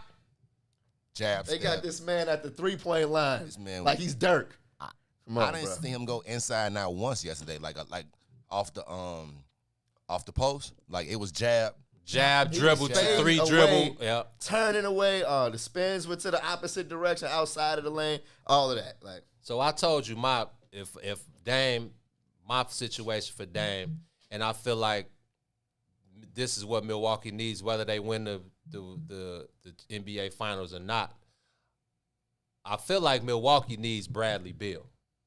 That's what they need. But I wouldn't mind. Now I would love to see Dame. Now that's a major click. It ain't no more major click up than nowhere else though. Wherever he goes is a click up is what I'm saying. But see, that's the NBA though. That's exactly. If you're looking at the Nets, you know what I'm saying. Look at that. That's a super click up. That's a click up. Like James Harden. He made that happen. I'm not going to play here until you trade me to the Nets. Right. You know, I'm going to look like a bum. I'm going to still give you 30 and 15, but I'm going to look like a bum till I can get up out of it. That's what they do, you know. Drew Holiday actually clicked up with them and went there, you know. Like, that's what they do now. Well, Drew was a free agent, though, wasn't he? Or did he get traded from the Pelicans? Yeah. And then they signed him to that big deal, that max deal? Okay. Yeah, you know, so like you said, that's the whole NBA now. So you sit, you playing against teams that's already got 2-3 superstars, and you sitting in there, you trying to be Allen Iverson. You know, that's why he never won. It was Allen Iverson, and then it was McKee. Aaron McKee, you know Eric it was Snow. It was nobody to help him when you playing against Shaq and Kobe. Like, done. Fried. Y'all lucky y'all got game one. Fried. Right. And that was it. So I think like he has to leave though. Like you have to leave and click up with another superstar. That's just how it is. You know, like when you go to the rec and you hoop, do you pick the bomb players first? Oh, I don't pick well, that ain't how we play. But I don't want the best player. I want the guys that y'all don't want. So when I beat y'all, I can show y'all how to win. And that's why I feel like me and Dame kind of share the same sentiments, because I think he feels the same way. It's like, okay, just put the regular season basketball and playoff basketball are two different beasts, man. Oh, yeah. Nothing against C.J. McCollum, because I love C.J. C.J. is a phenomenal scorer. Absolutely. Crafty, talented. But Coutinho Mobley and Steve Francis never won nothing with Yao Ming. And it was Yao and T-Mac. But you forget, they also was playing against Shaq and Kobe. I agree with that. But exactly, I'm just saying, like, I don't think Dame is going anywhere. So I don't. Sorry, guys. I would love to see him. Like I said, Dame and Giannis. You got LeBron and AD. You got KD, Kyrie, and James. If that's the case, then man, I'm tired of watching a little engine that could. You know what I mean? Like, you know what I mean? Like, I know what Dame can do. You know what I mean? But I don't want to see him pull the John Henry act every single play. You know what I mean? And he be gone in a second. Hold on. So let me read a few of these comments for y'all. Let's see what the people think. So our boy Showtime, shout out to Showtime. Showtime said Dame would be great in Boston with Jason Tatum.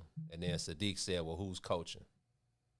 And that plays a huge role because, I mean, Terry Stotts, that was his offensive philosophy, the way the Portland Trail Blazers played. All his basketball life, his NBA. That was Terry Stotts' offensive scheme. So, you know, all of that depends, like the Portland situation. Who's coming in to coach? What's going to be the philosophy? Is there going to be, like Tibbs was the defensive guy, is there going to be a Mike D'Antoni? Because Mike D'Antoni is out here looking for a gig too. Does he take the back seat? No. Does he take the back seat and become the offensive guru? Does he don't got to be the head coach? If that's the case, absolutely. Which should have been the case years ago. Because I don't know who keeps giving this man head coaching jobs. Houston tweets. You know why? Yeah, bro. But even if he's the offensive coordinator though, like how many times are we gonna see the run and gun? We've been watching Steve Nash and them do it. I mean, it's like, come on, Mike D'Antoni's way of basketball has been proven to be not championship level. BC is feeling me. BC said Dollar just had some twins and built a crib in Portland. He ain't trying to leave that city. Man, look. Why does that matter? What do you mean? Life don't matter? This is basketball, G. He can go take them wherever he wants. No, not after you done built your life in a city for 10 years. Okay, cool. Let's stop worrying about Portland. Ain't nobody worried. That's what I'm telling y'all. If that's what's going to keep, and this, no disrespect to the family man aspect. I'm a family man, but if that's life is more important than basketball, Joe. I'm just telling you. And I got to keep it, kind of player. So I can't go too far. But I'm just telling you, BC is on point. Life is bigger than – it's a game, Joe. It's a job. It is. 89% of NBA players in the history of the game do not have a championship, bro. And if Dame is playing his basketball career like that, I don't care. No, I don't think he's playing his basketball like that. He wants to win a championship, but he wants to do it his way, the same way he's done it his way since high school. I didn't J players down. have come out of like I said, we've seen KG all day. Be in that same situation. That's all I'm saying. We've seen KG said the same thing. I'm trying to get one in Minnesota. Until in year 12, he was like, man, somebody was like, nah, KG, because I need to rotate. Is it a such thing as too much loyalty? There is. You know what I mean? There is. It's like I know Portland drafted you from Weber State. I know that you've been able to take your game to another level and that the people of Portland love you. But the love, bro. Yeah, all things must conclude. Every beginning has an end. I agree with that, but everybody is built different, bro. Let me tell you, Dan. AI left. AI got traded. AI didn't leave on his own time. But he wanted to leave, though. I don't think AI. Well, Larry Brown, I mean. Now what you said, perfect scenario for what you said. The city of Philly got the most love for AI. Now, again, he didn't ask y'all. I mean, he did ran out and say, man, if y'all don't want me here, to, but that was emotion. AI didn't want to leave Philly. That was the perfect, tough, rugged, rough, hood. That was the perfect situation. It just didn't. It ended up not working out. Philly felt like they needed to go a different way. But I feel like that's the same thing. That kind of what you're saying. I mean, Dame isn't gonna get ousted out of Portland. Nah. But I feel like what you're saying is the same thing. If Portland, if he leaves Portland, Portland when he comes back, he sits courtside. Oh, Dame, his jersey is going in the Raptors regardless of how the rest of his career goes. Like what Dame has been able to do for this era of the Portland Trail Blazers is one of the most honorable works of art. You know what I mean? That we've had. Dame has put Portland on the map for this era of basketball, but they haven't done well at giving him anything. Sadiq said the click up equals today's NBA. It's true. When you go there, but see now, how long has we say it's been the NBA for a long time? Like how? Like DJ, when would you say we started seeing teams click up? Because I don't want to call the Charles Barkley, Scottie Pippen, Elijah Wan Rock. I ain't calling the old fart click up. Exactly. Or the Karl Malone, Gary Payton, on the Lakers click up. So y'all calling Boston, the Celtics, 33-year-old Ray, KG, and Paul Pierce the first initial click up, or was LeBron Miami? No. LeBron. The original Big Three is Boston. Yeah. That was the original Big Three. That was the original click up. Yeah. So now people will tell you, and this is why I kind of keep my basketball debates to a minimum, especially via social media, because people will tell you that guys been clicking up since forever. And Mike and them, no. Before that, they'll go back to Bird, McHale, and I'm like, bro, them people got drafted. It was a different game. Magic, Kareem, Big Game, Cooper, so. Byron Scott, them people got drafted. Like, that wasn't a click up. Period. So, free agency was not like, you know what I mean? No, we know free agency was totally different than it was 20 that was a later. blessing. You know what I mean? Those were blessings right there. All those guys on one team. So the Celtics, Ray Allen, KG, and Paul Pierce was the first original click up. For sure.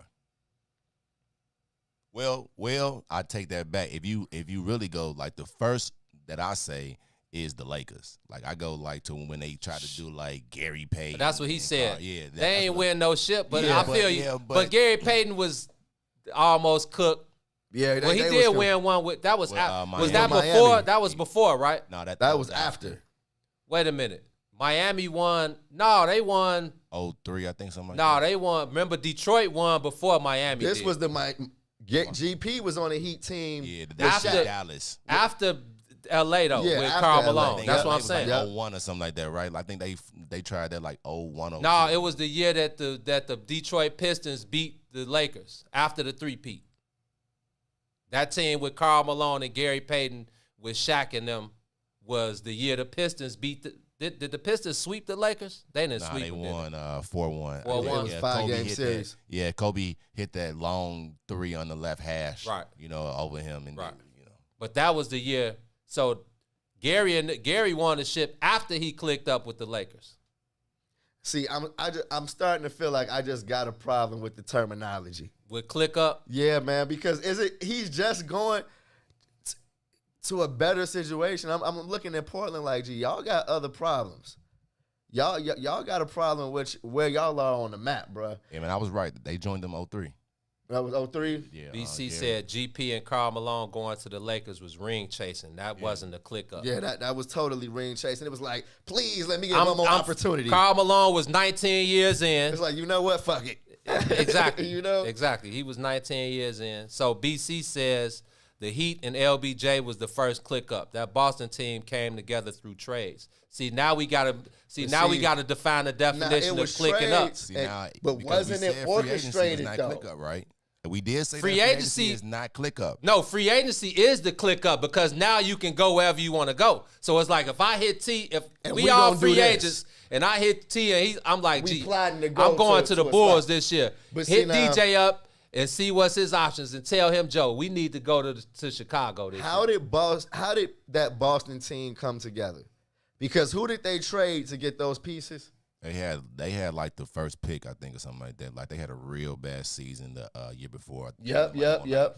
20 games or something. So they had traded for KG and something like that. But yeah, like it was just like a first round draft pick for sure. Boston Celtics traded for Kevin Garnett to solidify the Big Three reboot. Because KG, did he have a trade clause?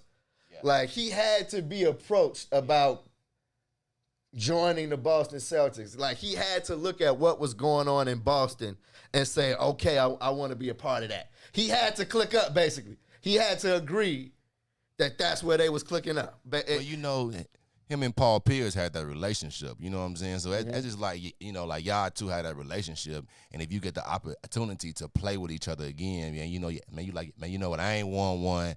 You ain't nobody won one. Let's go and get one together. So I'm just going off of just.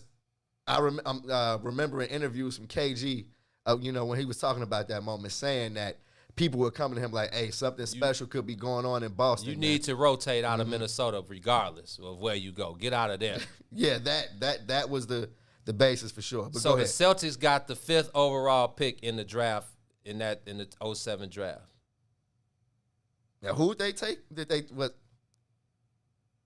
I don't want to say who I think it was. They traded the 5th pick along with Wally Zerbiak and Delonte West to the Seattle Supersonics. Yeah, plus a 2008 second-round pick in exchange for Ray Allen and the 35th overall pick. And Glenn Davis also. And then they picked Jeff Green for Seattle. Kevin Garnett was traded for Al Jefferson, Ryan Gomes, Theo Ratliff, Gerald Green, Bassey, Sebastian Telfair. And 2 first. And Boston's 2009 first-round draft pick. To land KG. So it wasn't a click up. They traded for him. Yeah. And they definitely gave up their whole Uncle damn Paulie team. was there already, so. Exactly. Paul was already there. So, you know. I'm okay with not saying that's a click up. I'm okay with saying that was front office orchestrated. That was teams busting moves, and it was the perfect storm for Boston. Click up, Joe. We gotta. Sadiq says click up equals player control movement. That's what I'm saying. Yeah, Boston was definitely front office orchestrated. Right. But like you said, KG had a no trade clause, so KG had to also approve. He needs to push the button. He knew what time it was. He needs to. But see, now for a couple of years, that was the talk around KG. It's like, how long is he gonna stay at Timberwolves? He had lost Stephon, years before. It's like, look, mugs come to Minnesota to leave, bro. They don't come to stay.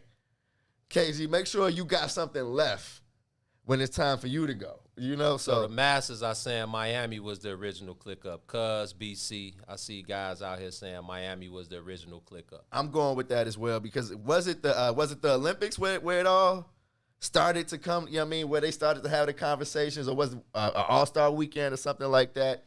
Where they was like, yeah, we're going to be free agents in a couple of years. And Melo was involved then.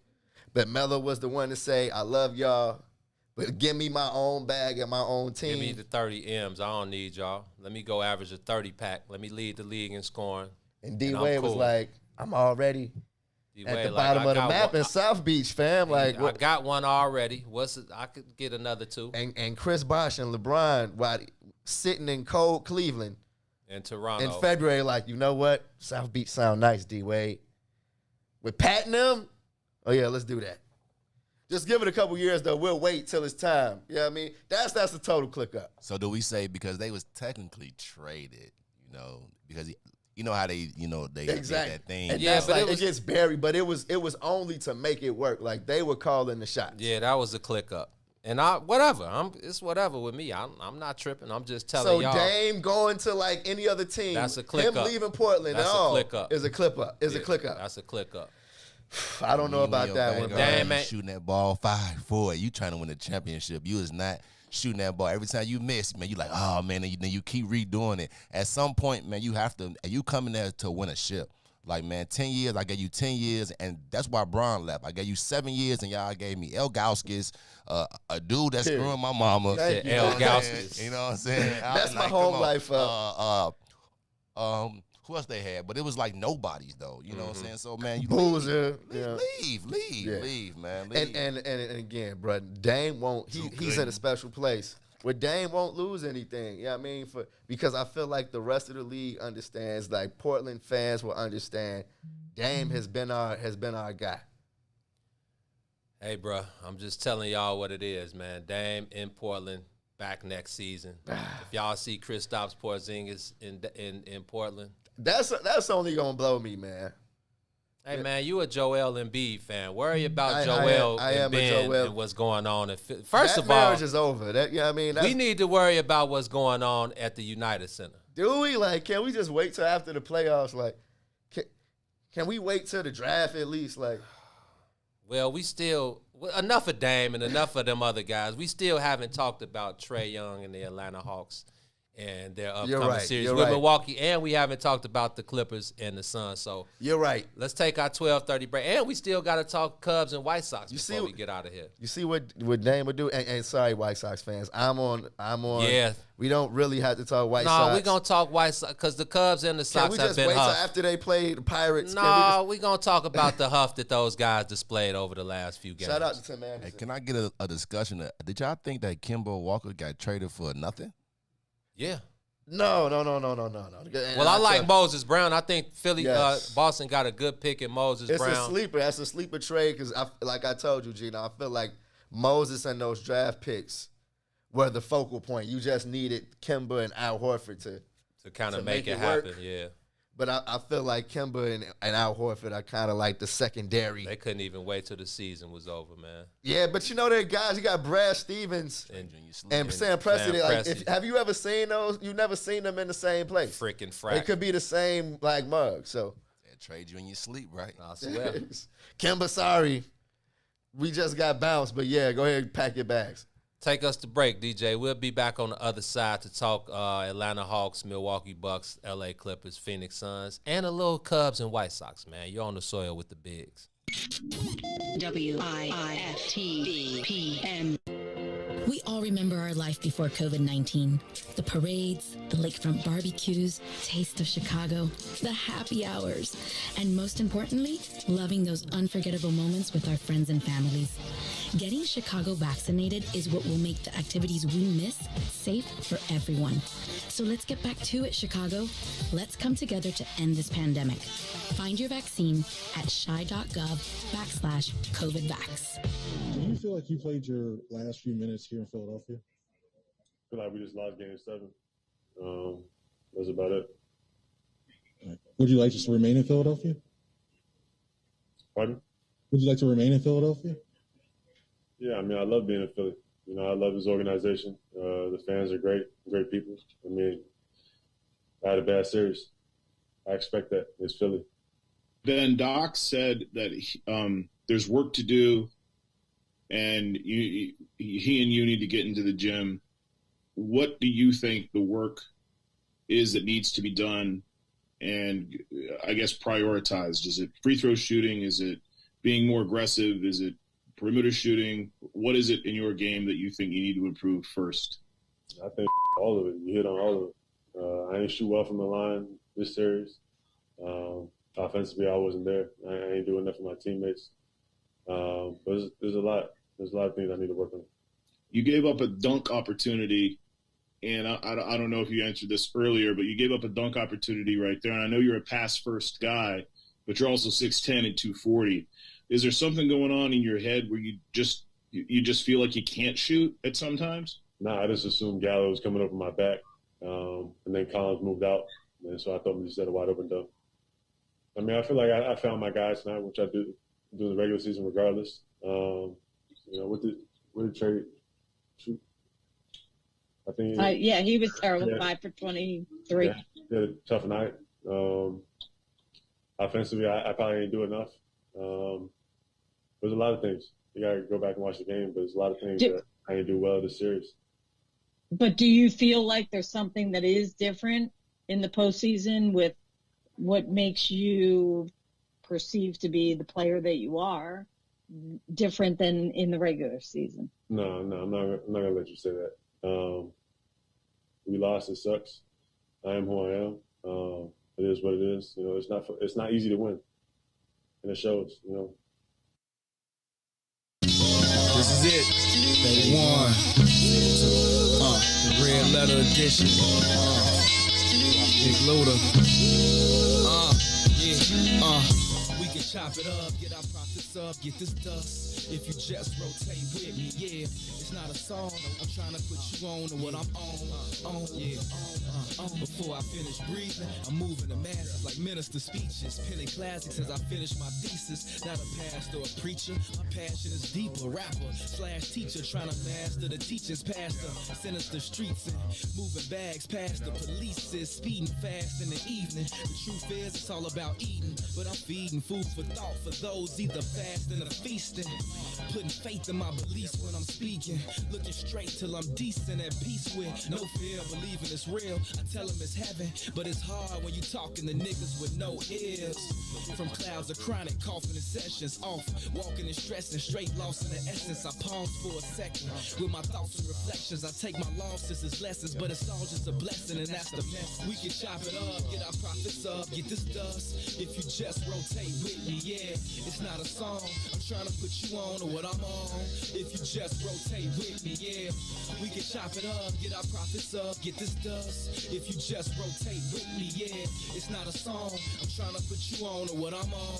If you just rotate with me, in an instant, friendships in quick in the music business. It used to be just music, now it's just business. The relentless pursuit for loot, dividends and interest, hidden agendas, leaving you defenseless against them. Not to mention intentions to benefit from you penning authentic sentences. Shit for the spinach, niggas did it. Listen, while you scribbling, picturing images of living on premises, surrounded by fences and different women in silky linens, bending and grinning, intended rentals, you slipping, cause these VIX is out, tricking your chips in. The game's cutthroat, rules was laid back in the day before rappers got paid by sponsors, slung dope, and shit ain't really changed besides the amount of change the game. Famous names, so these lames get front, so I change the game, see my future through the blunt smoke, so high, looking at my future through the blunt smoke.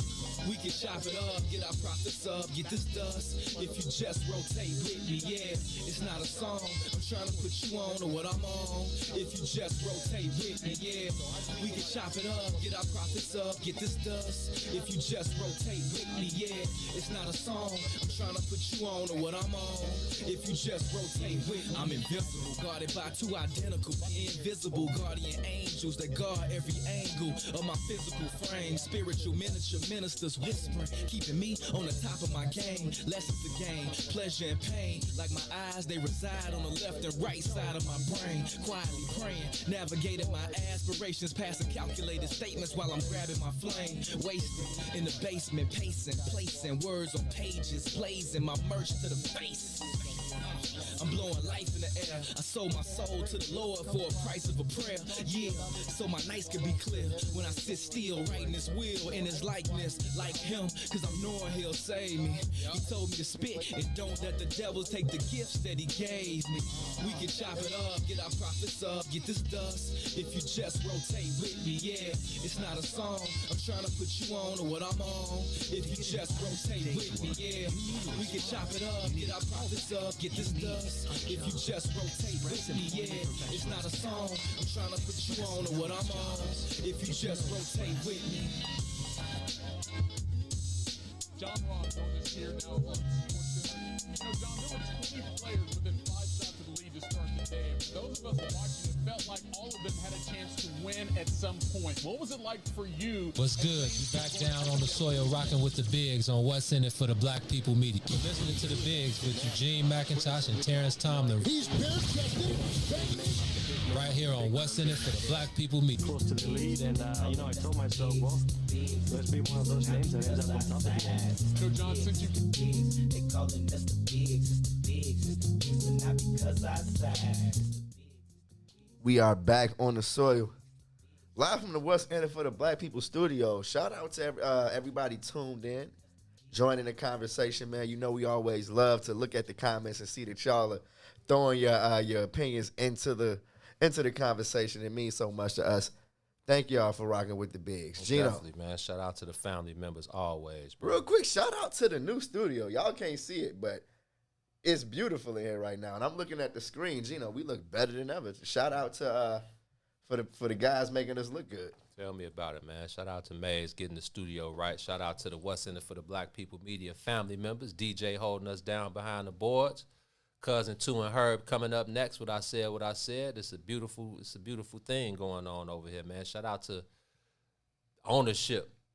You know, we can't leave that out, man. It's all business about of owning. Yes, it's all about ownership, man. Over here at the What's in It for the Black People Media Network, man. We shout out to everybody that keeps us afloat. There would be none of this without the people, and it's all about helping us continue to push the content and the culture forward. Period. And ownership is the key word, man. Black voices are much, much needed.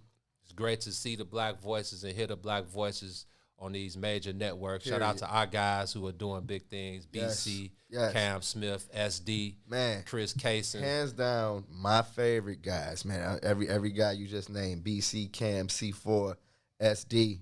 And all the other guys. I hate to start naming names and not name everybody because I feel like when you leave people out, they feel like you kind of. Oh, yeah, we don't ever want to do that. SD, if you're listening, I'm coming for you, bro. Yeah, I was ignoring my celly over the weekend, and I saw that he dropped a text in my inbox. So I'm coming for you after this one, SD. Yeah, man, we own it, though, man. Ownership, bro. That's what we doing over here. But, man, we got about 15 minutes, man. Let's get into the Atlanta Hawks versus the Milwaukee Bucks. Before we get into it, though. DJ, this man he has me still wanting to talk about Ben Simmons. You guys, no, we ain't talking about I'm so disgusted at my man. I don't even know why you disgusted. He is who he is, man. I didn't hear those post game comments until just now, so I'm over here like just disgusted. Like that was absolutely petty. That man said, "I am who I am." Boy, you 24 years old. You know that's Stop the Popeye line. I grew up watching Popeye the cartoon. Like I am what I am. Right. It's like no, man. Like what you are cannot be who you are. You know what I mean? Right now, period. Yeah, I blame the Sixers as an organization as much as I blame Ben Simmons. He needs to go holler at Lonzo Ball, like, and whoever got Lonzo's jumper. His daddy. You ever seen? And I'm not gonna get into Ben's family life because I don't know anything about his family life. I know he's an Australian kid, and I'll just leave that at that. But shout out to LeVar Ball because he called out what was gonna happen. And he got two of his boys in the league flourishing right now. So all the BBB haters, all the BBB haters, y'all know what y'all can do. Atlanta versus Milwaukee, bro. Okay, let's do it. Before we get into it, let's do it. What's your my prediction on this one? Yeah. And you see now, I can't let how much I love what Trae Young and the Atlanta Hawks are doing. Like I don't want to go overboard. But I feel like this is another series that could go 6 games. And Trae Young has that killer in him that I just feel like I want them to find a way to beat the Milwaukee Bucks. You feel me? Like the way the Hawks play basketball, I don't want them to lose. You feel me? Like I'll be not only am I entertained, but they play such a smart brand of basketball at such a fast pace. Like these guys are legit, and I don't feel like you can go into this this Milwaukee Bucks series, just giving it to the Bucks, bro. You know what I mean? And I asked you what I asked you about the Nets earlier because it was going to lead into the way I feel about the Bucks right now versus the Hawks. The Bucks aren't here if the Nets are not even at full strength. If they just got one or two of their 4 missing guys, I think we're talking about Nets versus Atlanta instead of Bucks versus Atlanta. Gino, I think I'm gonna go ahead and I'm saying the Hawks pull this one out in 7. Hawks in 7. I think Trae Young, even on his off days, will be the best player in this series. I feel like John Collins is becoming like one of T's favorite players. Yeah, John Collins is moving his way up into just players that I'm like, okay, yeah, this dude is that dude. John Collins, yesterday at the beginning of that game, it was back and forth pretty much the whole game, but Atlanta had fell into a 3-point spell. You feel me? Like where every time down it was a 3 and it was a clunker. John Collins got the ball, bro, and had an open 3. Took a step in, knocked down a 15, 20 footer from the elbow and got them back going. I'm like, these dudes are smart. Like John Collins is young, but man, it was such a smart thing to do, and he did that throughout the course of the game. I would love to see these guys move on and get to the finals versus. And are we gonna are we predicting the West at the same time? I mean, are we gonna wait for a second? We can get to that, but I wouldn't. Anything is possible. It's NBA basketball, and to me, I feel like in order to win an NBA championship, you have to have, unless you got like Shaq or you got Kobe or you got one of those guys, you have to have superior point guard play. And I mean, Drew Holiday is a very Drew good Holiday, point guard. A vet. You know what I mean? But Chris Paul, Trae Young, who's in? Oh, Reggie Jackson. Reggie is good, though. Reggie Jackson is playing out of his mind. Reggie is a scorer, though. Reggie is more of a scorer than, the old school traffic cop type of point guards. Oh, yeah, he's definitely like head down, I'm getting the bucket here. Yeah, but you have to have spectacular play from your point guard position to win an NBA championship. So the way Trae Young's been playing, and again, I'm giving the credit to Nate. Big credit to the Hawks. They're talented. Like you said, John Collins, Trae. They missing 2 of their young guys, DeAndre Hunter and Karen Reddish. But then you got Gallo, who's a vet. You got Lou Will, who's numerous 6th man of the year. You know what he can do. You got Kevin Werder and Bogdanovich, who played through a knee injury yesterday. So they have the talent. But I definitely got to give a shout-out to Nate McMillan. And let's give a shout-out to 3 of the 4 remaining head coaches being black. The brothers. Yeah. Monty, Ty, and Nate. Yep. So, and Monty gave the credit. He said Monty Williams not get Coach of the Year, but and I ain't taking nothing away from Tibbs. Yeah, but it's cool. Those the hashtag. Those that know. They bogus for that one, G. But Monty is a disciple of Nate McMillan, and give credit to Nate McMillan for again instilling character in those guys, instilling an identity in those guys, instilling a defensive identity in those guys. I feel like, they just wasn't into what Lloyd Pierce was about. Lloyd Pierce doesn't have the background. He doesn't have the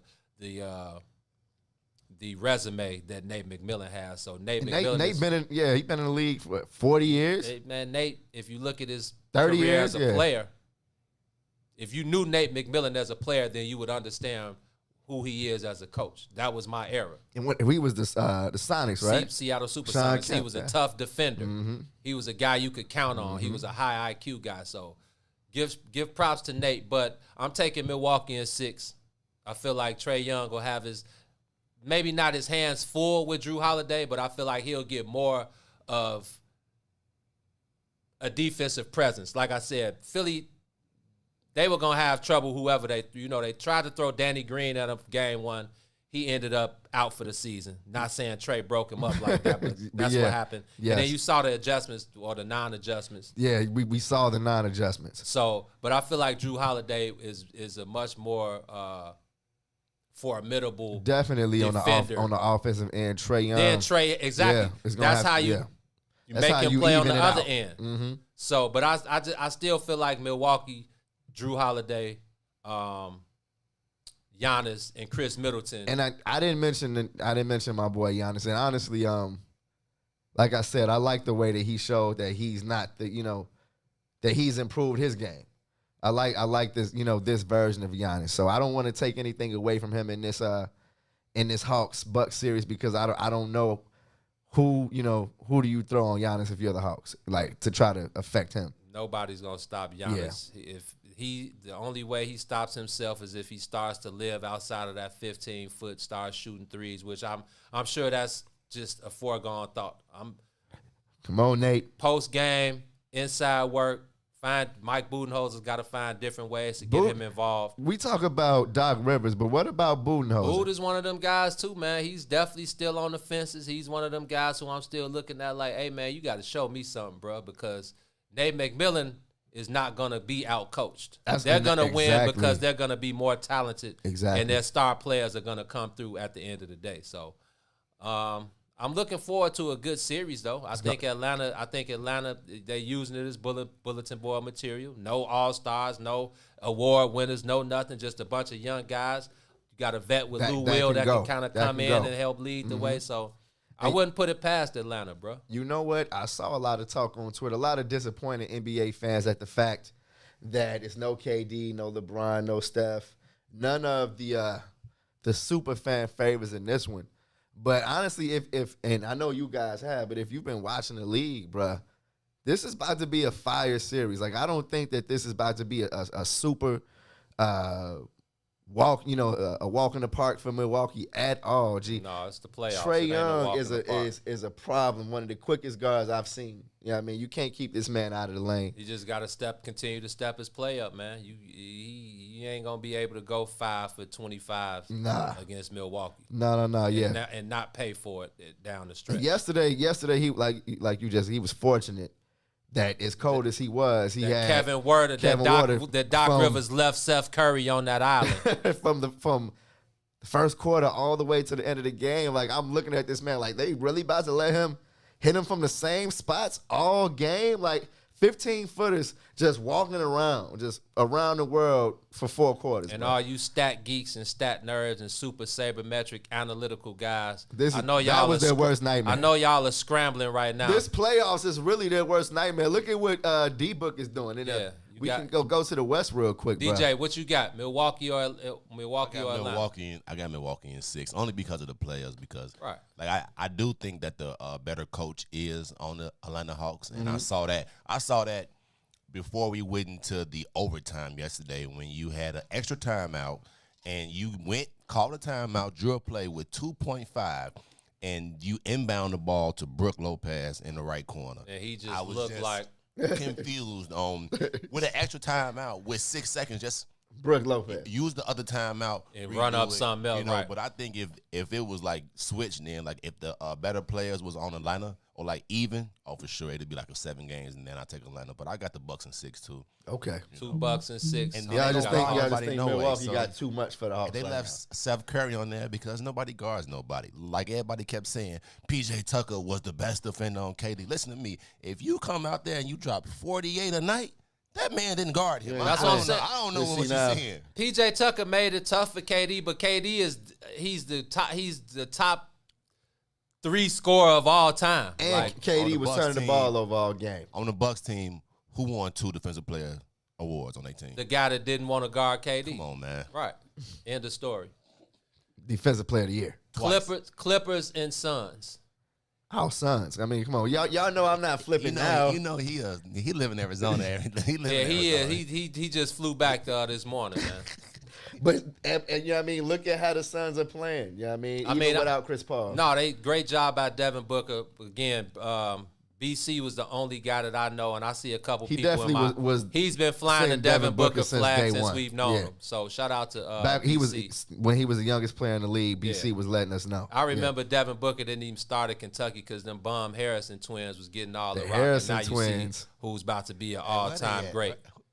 Probably playing overseas somewhere or running a company somewhere, whatever. Marketing, man. Yeah, but I agree with you. I'm looking for Phoenix.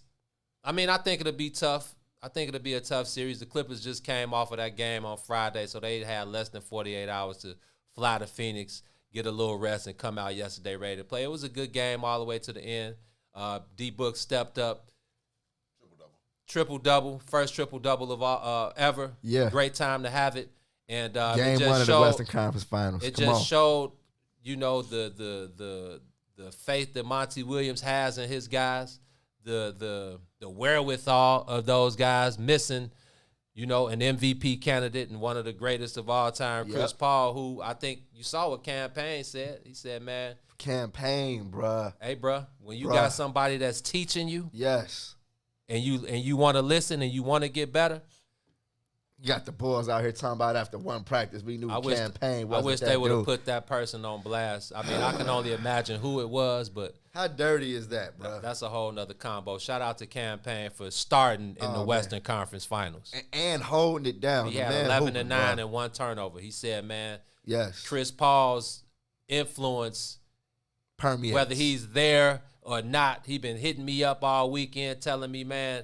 It's going to tee up in the playoffs. It's going to be loud in the arena. Just stay focused, move on to the next play, and keep the guys in it. So shout out to Phoenix for showing and proving yesterday. Am I crazy for, rooting for a Hawks-Suns finals? Who would have called that at the beginning of the year? Bucks-Suns, a Bucks-Clippers final, I guess that would be more up the NBA's alley. But and why won't what's going on with Kawhi, y'all? I know they just don't want to announce what we all. I feel like no. You know that scene in The Godfather where they telling Vito that Sonny got killed, and they don't want to tell him, and Vito just comes out and says, "There have been cars coming in my garage all day. Tell me what everybody else seems to already know." Okay, Kawhi, he's gone. Okay? Yeah, it would be. I know there's something in the NBA protocol and in the rule books where if a guy is out. Like, if Kawhi had an ACL injury, then sooner or later they would have to. Period. So, because he didn't travel to Phoenix. Right. So, maybe he's getting, they got the best treatment ever. So, maybe he's getting this, 24-hour around-the-clock treatment. Exactly. And maybe he's looking to make a comeback, maybe game 3. Now, let me say, I truly hope Kawhi returns to this series. If Kawhi finds a way back onto the court, and can play, some semblance of his game, then that's huge. I feel like the Clippers are going to end up needing Kawhi before the Suns are going to need CP3. You know what I mean? So that's an interesting series, bro. I feel like the Clippers, they'll find some footing. I love the way they closed out the Jazz. Yeah, I love the way they shut the door on those guys. And I told you in the last installment on the Soil, I didn't know if they could do that. But when you got Reggie Jackson playing out of his mind and Pat Bev hitting jumpers like anything he puts up his fault. Yeah, so. Well, we don't know when Chris Paul is coming back. We don't know when don't know if Kawhi is coming back at all. I'm taking Phoenix in 6. So you're going for a Phoenix Bucks finals. I'm with BC. The Hawks and Suns will probably be the better NBA finals. I want that one. But I feel like the Clippers and the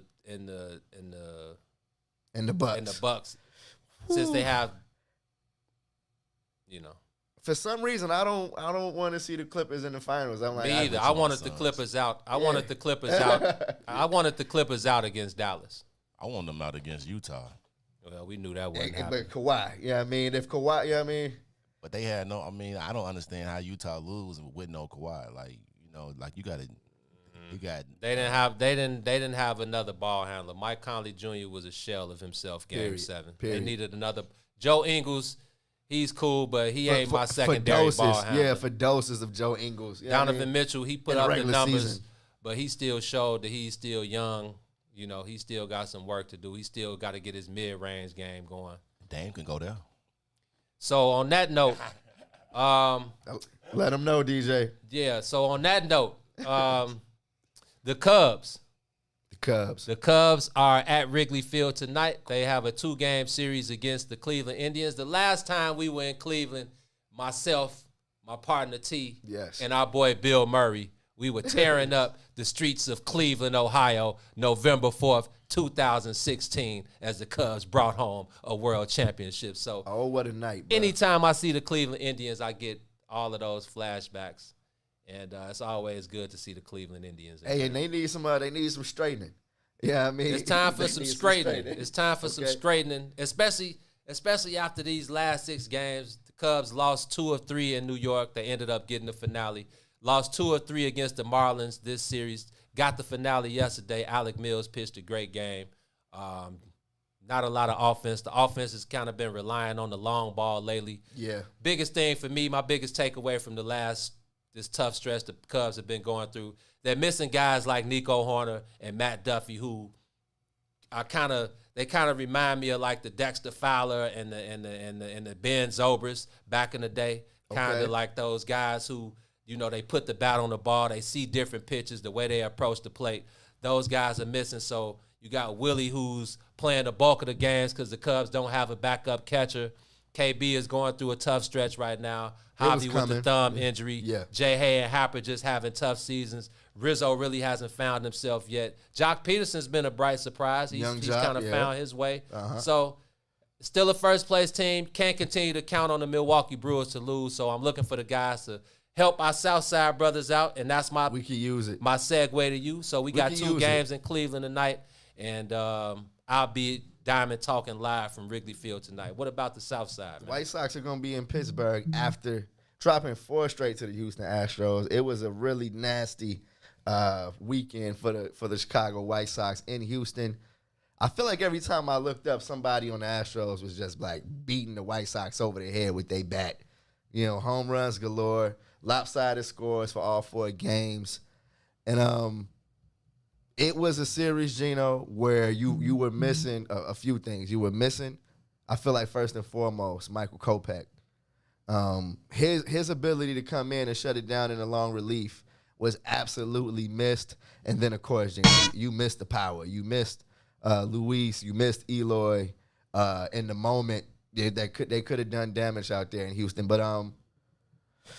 they got swept. They got swept 4-0. It's baseball. Yeah, it's baseball, and it's gonna happen more than once. After the Tampa Bay series, you thought that they would come out and play a little bit better. They took 2 or 3 from Tampa, but then dropped all 4 versus Houston. So it was a little worse than okay. Yeah, I mean it was a bad weekend, and it happens, bro. It happens. 162 it games, happens, but man. when the White Sox play bad, they really play bad. And for 4 straight games, I mean, from Thursday to Sunday, it was pretty bad. Hey, bro, they could be the Arizona Diamondbacks. Yeah, but they're not. I mean, the White Sox are a team that was trying to get hot, and this is just cold water on that one. But like I said, you got the Pirates coming for 2 games before they get back here in front of a full crowd, Joe. So the Sox are going to Pittsburgh? Yeah, they're going to Pittsburgh. That's my next stadium I think I'm trying to hit. Pittsburgh, Lawrence said PNC Park is probably one of the 3 most beautiful ballparks. I got homies in Pittsburgh that have been telling me that since my college days, that the ballpark in Pittsburgh is beautiful. So all right, I'm gonna have to see about that. Gee, I'm trying to join you. Let's go ahead and jump on the jet and let's get to Steel City. Come on. Hey man, on that note, and let's not forget about the Chicago Sky. Our girls are on flipped it, yes. a 5-game win streak. Shout out to the real CP3 coming back home, getting her ankle ready and leading them girls to 5 straight victories. Real man. difference, It's man. great to see the bench full. Great to see Diamond DeShields getting up and down the court. Stephanie Dawson playing her part. Big Steph. Vander Quiggs, you know what they going to do. Legendary. So, man, great to see the Sky showing and proving. It's time to run off some more W's and make Chicago sports as a whole what it's about, man. It's all 100%. About that. So, hey, man, real quick, one more time, man. Thank y'all so much for the love. You made a young brother feel very, very special in love. Thank y'all for rocking with us. Up next, we got Herb and 2. I said what I said. Monday, Wednesday, and Friday, 1 to 3 p.m. right here on the What's In It for the Black People Network. Go take your break real quick. Tell your boss to chill. Y'all got to get down with the brothers from 1 to 3. So shout out to Herb. I see you out here doing your thing. Man, Herb was representing this weekend. Yes. Herb was all over the place. I ran into him. cousin Philip, the Black Star Project, my cousin Philip Jackson, 35th and King Drive is now been renamed Philip Jackson Parkway. Herb was front and center, leading the charge, and 35th was the place to be Saturday morning. So shout out to Herb, shout out to my cousin Gloria, and shout out to my cousin Philip Jackson, the Black Star Movement. Educate or die. Y'all get up with Herb. Donate some time. If you got some money, donate some money, man. We need money, man. We need these same opportunities that everybody else got, man. It's all about, again, ownership and pushing the black power movement, man. So yes. With that being said, for myself, for my player partner T, love, for DJ holding us down behind the board, the producer, y'all know what we do over here, man. Show love, spread love, stay away from the haters. Circulate the dollar with your people. Y'all see the T. Gee, we do all of those things. Yes, we do. But most importantly, always, always keep it player. And in the words of the late, great poet laureate, Chad Butler, known to most of y'all as Pimp C. The Pimp. Get off the boo-boo. We out, man. Power and ignorance is bliss. It's the wisdom that shines through the visions of the mist. The main challenge is to maintain a balance between your soul and your body, and control is the science. Quiet is kept, my words kept, miners and vets. Higher than pilots and jets, behind the sirens and tech. Shorty's crying out west. It's been a war going on since Osiris and Set. Before man acquired the text, written in stone on walls. It's all laws and the signs of commit of how society slept in the eyes of the best. The science of life and dying, look the desires of flesh. We lost while we floss the boss signing the checks. While we all buying the best, diamond shines on our necks. Wet with blinding effects, the kind that remind me of blinding baguettes. In a timepiece that a time lead, make time freeze, live and direct. In 60 seconds time, me is hardly a heartbeat. A heartbeat, a thing that separates my mind and my flesh. Rewinding my steps to where I first started. I'm God. Knowledge is power and ignorance is bliss. It's the wisdom that shines through the visions of the mist. The main challenge is to maintain a balance between your soul and the body, and control is the science. Knowledge is power and ignorance is bliss. It's the wisdom that shines through the visions of the mist. The main challenge is to maintain a balance